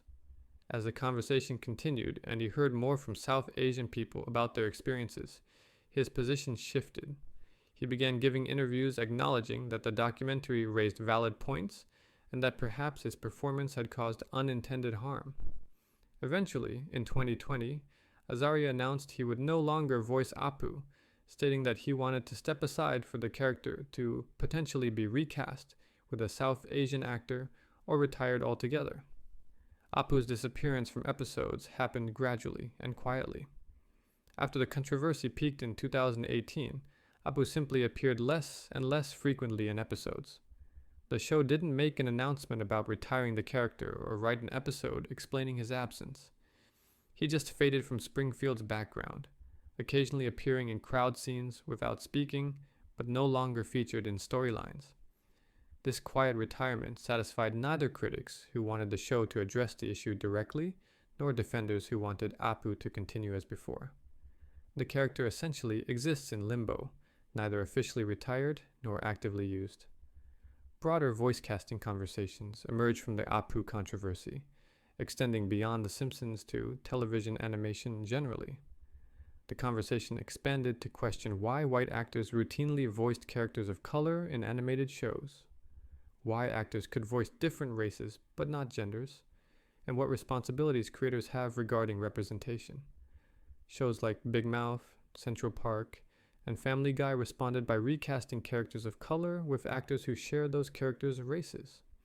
The animation industry began treating voice casting with the same attention to representation that live-action casting had received for years. Indian and South Asian perspectives on Apu varied widely, complicating simple narratives about the character being harmful or harmless. Some South Asian viewers shared Kondabolu's concerns about stereotyping and mockery. Others felt the documentary overreacted to what they saw as an ultimately positive portrayal of an Indian character in mainstream media. First-generation immigrants sometimes had different perspectives than second-generation Indian Americans, who grew up being teased with Apu references. The diversity of opinions within the South Asian community demonstrated that representation questions rarely have universal answers, even within the groups being represented. Where the conversation stands now remains unsettled. Apu hasn't been officially retired, but hasn't featured prominently in years. The show hasn't produced an episode directly addressing the controversy, despite years passing. Hank Azaria no longer voices the character, but the show hasn't recast Apu with a South Asian actor. The character exists in an awkward in-between state, too controversial to feature prominently, but apparently not controversial enough to formally retire. The broader conversation about voice casting and representation has mostly moved on to other shows and characters, leaving Apu's future unresolved. Voice casting controversies weren't limited to Apu. The Simpsons has almost ended several times, not because of ratings, but because of money. The main voice actors have fought multiple battles for fair compensation over decades, facing network hardball tactics and threats of replacement. These negotiations reveal the business reality behind one of television's most successful shows, and demonstrate how voice actors have had to fight for recognition of their value despite creating some of television's most iconic characters. Original salaries for the main voice cast were quite low by television standards, especially given the show's eventual success. When The Simpsons premiered in 1989, voice actors on television received significantly less compensation than live-action actors, reflecting the industry's view that voice work was less valuable than on-camera performance. The main cast members reportedly earned around $30,000 per episode in the early seasons, reasonable for a new show, but quickly inadequate as The Simpsons became a cultural phenomenon and massive moneymaker for Fox. The 1998 contract negotiation represented the first major fight for better compensation. By the late 1990s, The Simpsons was generating hundreds of millions of dollars in profits for Fox through advertising, syndication, and merchandise. The main cast members recognized their contribution to this success and negotiated together for better pay. The negotiation became contentious, with reports of Fox threatening to replace the entire cast with sound-alike voice actors. This threat seemed credible enough that the cast had to consider whether Fox would actually recast the show's most recognizable voices. The cast's strategy involved staying united and negotiating together rather than allowing Fox to separate them and negotiate individual deals. They recognized that their power came from collective action, and that Fox would have a harder time recasting all 6 main actors than picking them off one by one. This solidarity proved crucial to achieving better compensation. The 1998 deal significantly increased their per-episode pay, though exact figures weren't publicly disclosed. The negotiation established a pattern of collective bargaining that would continue through subsequent contract negotiations. The 2004 threat to replace the cast represented an escalation in Fox's hardball tactics. With contracts expiring and the cast again seeking raises commensurate with the show's profitability, Fox publicly discussed recasting the main roles. The network reportedly held auditions for sound-alike voice actors and leaked this information to media, creating pressure on the original cast to accept Fox's terms. The threat was more credible than in 1998 because voice casting technology and talent pools had improved, making replacing the cast at least theoretically possible. The cast again stood together, refusing to negotiate separately and maintaining that they deserved compensation, reflecting their contribution to a show generating over $1 billion in revenue for Fox. The standoff lasted months, with the real possibility that season 16 would premiere with new voice actors. Eventually, Fox and the cast reached an agreement that substantially increased per-episode pay and gave cast members small profit participation in the show. The deal averted what would have been one of television's most dramatic recasting events. Equal pay achievement for all 6 main actors represented an important victory that differed from many television shows, where actors are paid according to perceived importance. Dan Castellaneta, Julie Kavner, Nancy Cartwright, Yeardley Smith, Hank Azaria, and Harry Shearer all negotiated for equal compensation, despite voicing different numbers of characters and having different amounts of screen time. This equal pay structure recognized that the show's success came from the ensemble and that every cast member was essential. The agreement set a precedent for voice actor compensation in television animation. Pay per episode current rates reflect the show's enormous profitability and the cast's negotiating success over multiple decades. Reports indicate the main 6 voice actors earn approximately $300,000 per episode as of the show's most recent contracts. This represents a 10-fold increase from their early salaries and puts them among the highest paid actors on television. The compensation includes base salary plus profit participation points that generate additional income from syndication and streaming. These rates reflect both the show's value and the cast's irreplaceability after over 3 decades of performance. Supporting actor compensation remains significantly lower than the main cast's pay, reflecting the different. Negotiating leverage of regular versus guest performers. Actors who voice supporting characters like Lenny, Carl, Comic Book Guy, and other recurring Springfield residents earn far less per episode than the main 6. Their contracts typically don't include profit participation or the same protections. Some supporting voice actors have worked on the show for decades without achieving anything close to the main cast's compensation, creating a 2-tier system within the show's voice talent. Fox's hardball tactics over the years included not just threats of replacement, but also media campaigns designed to pressure the cast and shape public opinion. During negotiations, Fox representatives would leak information portraying the cast as greedy or unreasonable, suggesting they were risking the show's future by demanding too much money. These media strategies attempted to turn public opinion against the actors and create pressure for them to accept Fox's terms. The cast generally responded with restraint, avoiding public feuds while maintaining their negotiating positions. The 2011 near cancellation represented the most serious threat to the show's continuation. With the show's profitability declining from its peak and production costs remaining high, Fox proposed a significant pay cut for the cast, take a 45% reduction in salary, or the show would end. The network framed this as necessary for the show's economic viability, arguing that production costs had to come down for The Simpsons to continue profitably. The cast offered to take a 30% cut in exchange for profit participation points, but Fox rejected this compromise. The 2011 negotiation lasted months and seemed likely to result in the show's cancellation. Media coverage treated season 23 as potentially the final season, with speculation about how the show might end. Eventually, the cast and Fox reached an agreement on reduced salaries in exchange for enhanced profit participation, allowing the show to continue. The deal structure suggested both sides recognized the show's declining ratings required some adjustment, while maintaining that The Simpsons remained profitable enough to continue. What the cast earns now combines per-episode salaries with back-end profit participation, creating total compensation packages worth significantly more than base pay alone. The profit points generate ongoing income from syndication, international licensing, streaming rights, and merchandise. The cast members' total earnings from The Simpsons, including these back-end payments, have reportedly made them all multimillionaires many times over. Their lifetime earnings from the show reflect not just current salaries, but decades of profit participation accumulating value. How it compares to other TV demonstrates that the main Simpsons cast members are among the highest paid actors in television. Only a handful of live-action sitcom stars earn more per episode, and those actors typically don't have the same profit.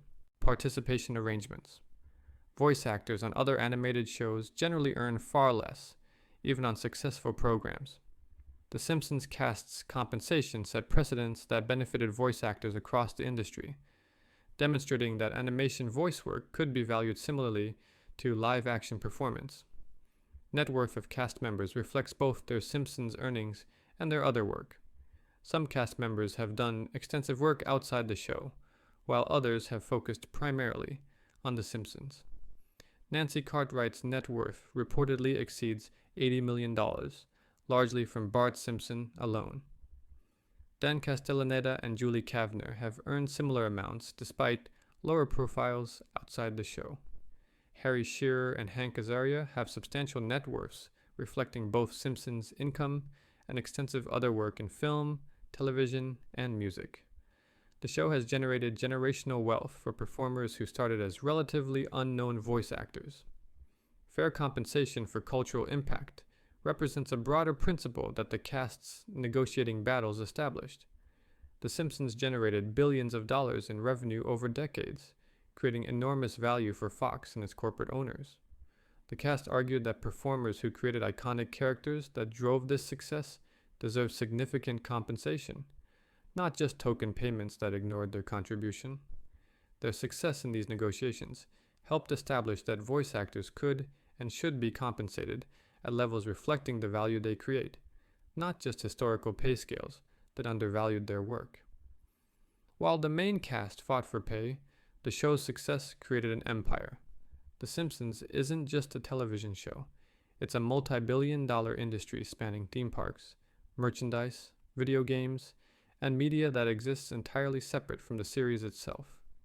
The franchise has generated more revenue from non-television sources than from the show itself, creating a global brand that touches every category of entertainment and consumer products. Understanding the scope of the Simpsons empire requires looking beyond the show to the massive commercial infrastructure built around these animated characters. Total franchise value estimates vary, but consistently place The Simpsons among the most valuable entertainment properties ever created. Analysis suggests the franchise has generated over $13 billion in total revenue since 1989, including television licensing, merchandise sales, theme park attractions, video games, and all other commercial categories.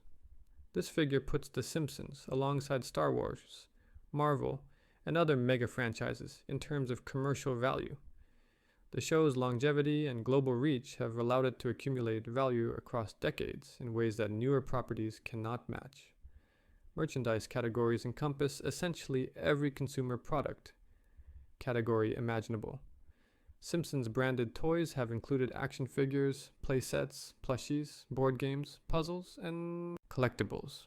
Clothing ranges from t-shirts and pajamas to high-fashion collaborations with major designers. Food products have included Simpsons branded cereals, candy, snacks, and even Duff beer in some international markets. Home goods include bedding, decorations, kitchenware, and furniture. The merchandising covers everything from cheap impulse items to expensive collectibles, reaching every price point and consumer demographic.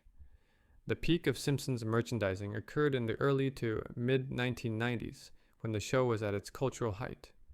During this period, Bart Simpson's image appeared on seemingly everything, from unauthorized bootleg t-shirts to official licensed products in major retailers.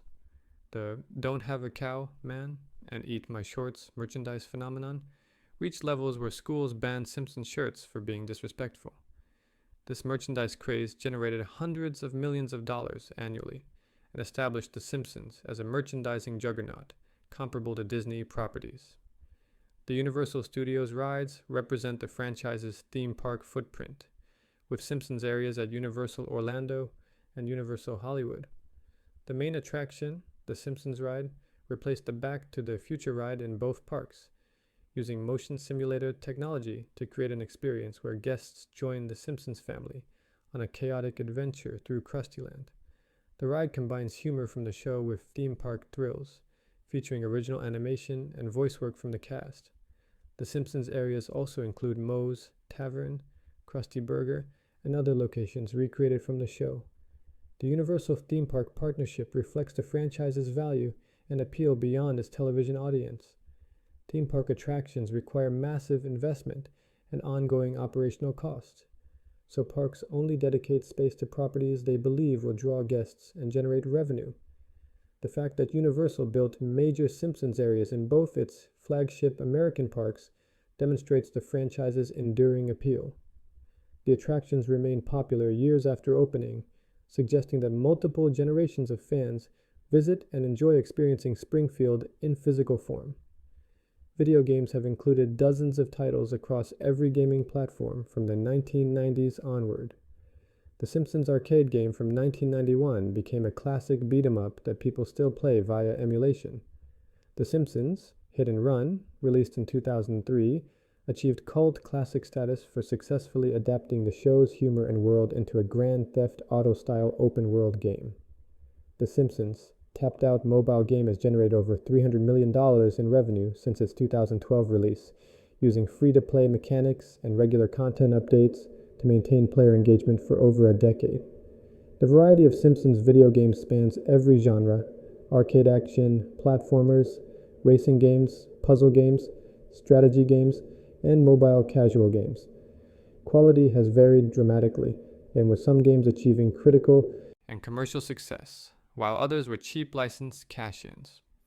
The hit-and-run cult following has led to years of fan campaigns for a remake or sequel, demonstrating how certain Simpsons games transcended typical licensed game limitations to become genuinely beloved titles. The tapped-out longevity proves that well-designed games can sustain the Simpsons brand engagement even as television ratings decline. Comics continuation represents another branch of the franchise that exists parallel to the show. Simpsons comics have been published continuously since 1993, providing original stories that stay true to the show's characters and humor while existing in their own continuity. The comics have included everything from single-issue stories to longer storylines, special editions, and crossovers. While never achieving mainstream comic sales success, Simpsons comics found a dedicated audience and continued publishing for nearly 3 decades. Mobile app revenue, particularly from Tapped Out, demonstrates how the franchise successfully adapted to new platforms and business models. Tapped Out's success came from combining the show's humor and characters with addictive city-building gameplay and regular content updates tied to episodes and holidays. The free-to-play model with optional purchases allowed the game to generate ongoing revenue far beyond what a traditional paid game could achieve. The game's decade-plus lifespan and hundreds of millions in revenue proved that Simpsons content can succeed on new platforms when properly adapted. International licensing extends the franchise into markets where The Simpsons show may have limited reach or cultural resonance. Products, attractions, and media featuring Simpsons characters appear in markets worldwide, often adapted for local tastes and regulations. The global reach of the franchise means The Simpsons characters appear on products in countries where most people may have never watched an episode, the imagery and branding functioning independently of the show itself. This international presence multiplies the franchise's value beyond the American market. Bootleg merchandise phenomenon created a parallel economy of unauthorized Simpsons products, particularly during the height of Bartmania in the early 1990s. Unofficial t-shirts, often featuring Bart in situations, or with slogans never approved by Fox, flooded markets worldwide.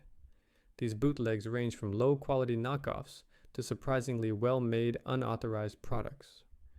While cutting into Fox's official merchandise revenue, the bootleg economy demonstrated the franchise's cultural penetration and appeal beyond what official licensing could satisfy.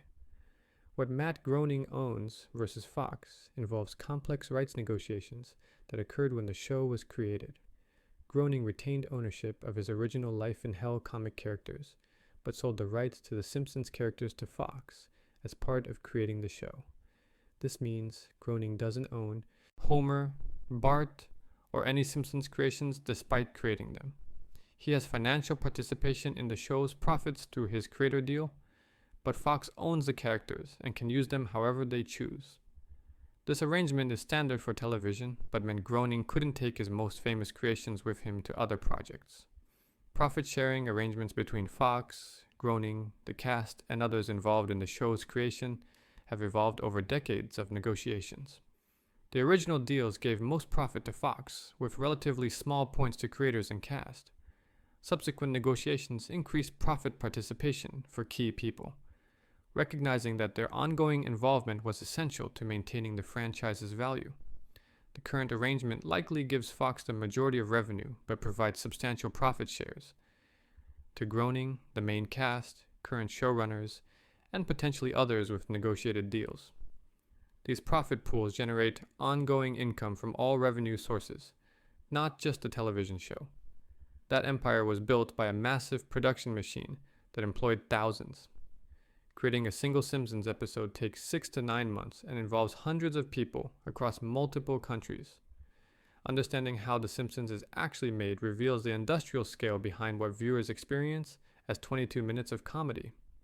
The production process involves specialized stages, international collaboration, and elaborate quality control systems that ensure consistency across hundreds of episodes. The writer's room process begins each episode's journey, where staff writers pitch ideas that might become episodes. The room operates in multi-month blocks, where writers pitch dozens of ideas, with showrunners selecting the strongest concepts for development. A writer assigned to an idea creates an outline detailing the story's structure, major scenes, and joke opportunities. The outline goes through multiple revisions with showrunner notes before being approved for script development. Writers then create full scripts with dialogue, action, and joke beats, though these scripts will change substantially through subsequent production stages. The collaborative nature of the writer's room means episodes are never one person's pure vision. Other writers pitch jokes, suggest story solutions, and help develop every script. Showrunners make final decisions about story directions and which jokes make the cut. This collaborative process creates the show's consistent voice across different writers, but also means individual writing credit doesn't reflect all contributors. The rewrite process can sometimes result in scripts that barely resemble their original versions, with later writers adding or changing substantial content. Table reads bring the voice cast together to perform the script for writers, producers, and network executives. These readings happen after the script is completed, but before animation begins, providing crucial feedback on whether jokes land and if the story works as intended. The cast performs the entire episode, while producers take notes on what works and what doesn't. Table reads often reveal problems that weren't apparent on the page. Jokes that read funny but play awkwardly, timing issues, or story beats that don't connect properly. The feedback from table reads drives the next rewrite stage. Rewrite process after table reads can be extensive, with writers addressing problems identified in the reading. Jokes that didn't land get replaced or cut. Story sections that confused readers get clarified. timing issues get addressed by adding or cutting material. The showrunner guides this process, making final decisions about changes. Some scripts go through multiple table reads with rewrites between each one if major problems persist. The goal is ensuring the script works as spoken comedy before expensive animation begins. Voice recording happens after the script is finalized for recording, though changes can still occur if actors or directors identify problems during sessions. Contrary to what viewers might expect, the main cast usually records separately rather than together, with each actor coming in to record their character's lines individually. This allows for flexible scheduling and makes it easier to direct individual performances. Directors work with actors to get multiple takes of lines with different readings and emphases, creating options for editors. Recording sessions are efficient operations where actors might record their parts for multiple episodes in a single session.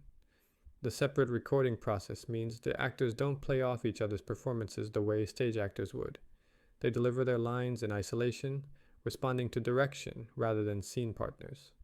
This method has become standard in animation for practical reasons, but represents a very different acting process than performing together would create. The performances work because the actors know their characters deeply after decades of playing them, and because skilled directors guide them toward choices that will work together. Animatic creation takes the recorded dialogue and creates a rough animated version of the episode. Animatics use simple drawings, often just character outlines and basic backgrounds, to show how scenes will flow and ensure timing works. This stage catches problems with pacing, scene transitions, and visual storytelling before expensive final animation begins. Animatics allow producers to see if jokes work visually, and if the episode's runtime is approximately correct. Changes at the animatic stage are relatively inexpensive compared to revising final animation. The animatic serves as a blueprint for overseas animation studios, showing exactly what needs to be drawn and how scenes should be staged. Studios receive the animatic along with detailed notes about character positions, expressions, movements, and any special requirements. The animatics timing determines how long each scene lasts, how quickly characters move, and when visual jokes need to happen. Final animation will match the animatics timing very closely, making this stage crucial for getting the episode right. Animation moved to Korea in the early 1990s for cost reasons, with most final animation produced at studios in Seoul.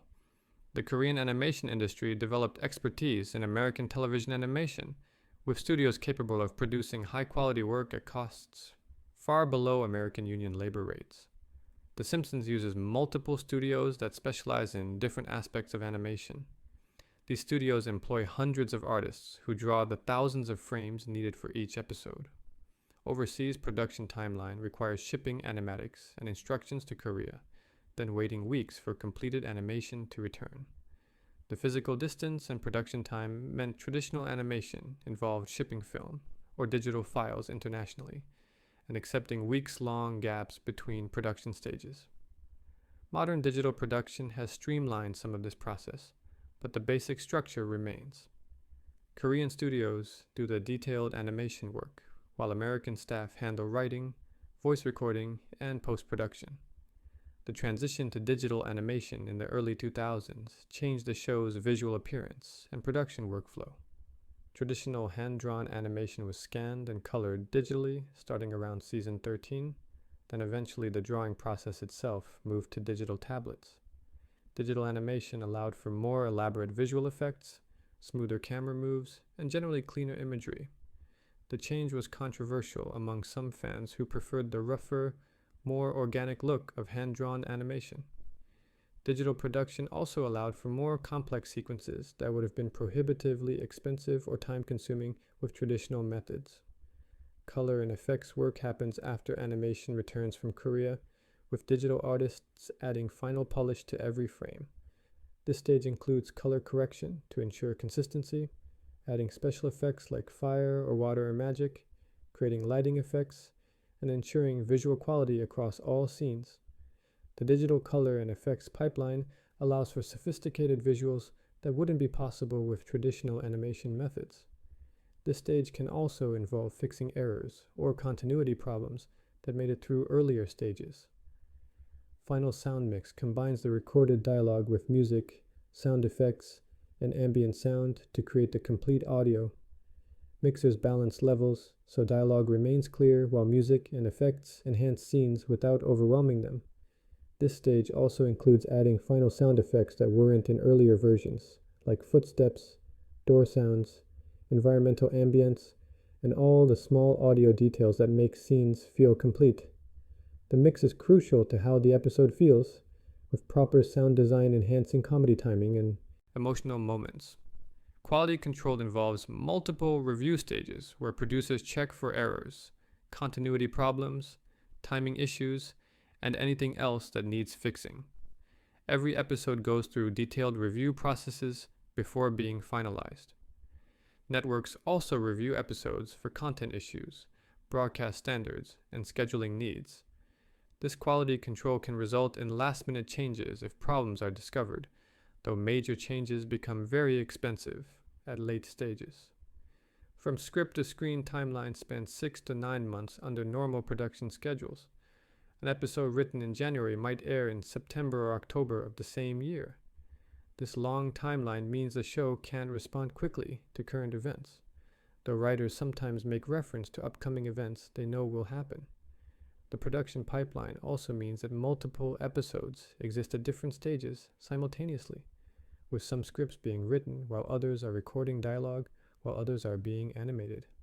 How many people touch each episode includes the writer's room, showrunners, network executives, voice actors, directors, animatic artists, overseas animation staff, color and effects artists, sound designers, composers, mixers, quality control staff, and numerous others.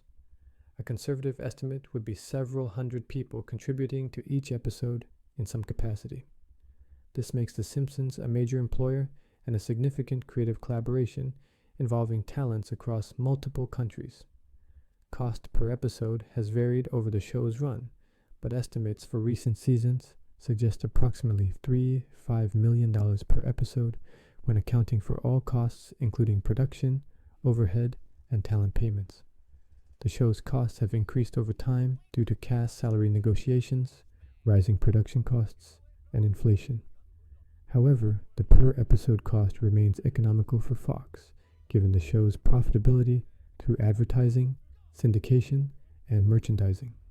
The production efficiency developed over decades allows the show to maintain television quality at costs that work for the network's business model. That's the complete iceberg of Simpsons lore, from the surface facts everyone knows to the deepest production secrets and real-world impacts. 35 years of television history, thousands of episodes, hundreds of thousands of jokes, and a cultural legacy that shaped comedy forever.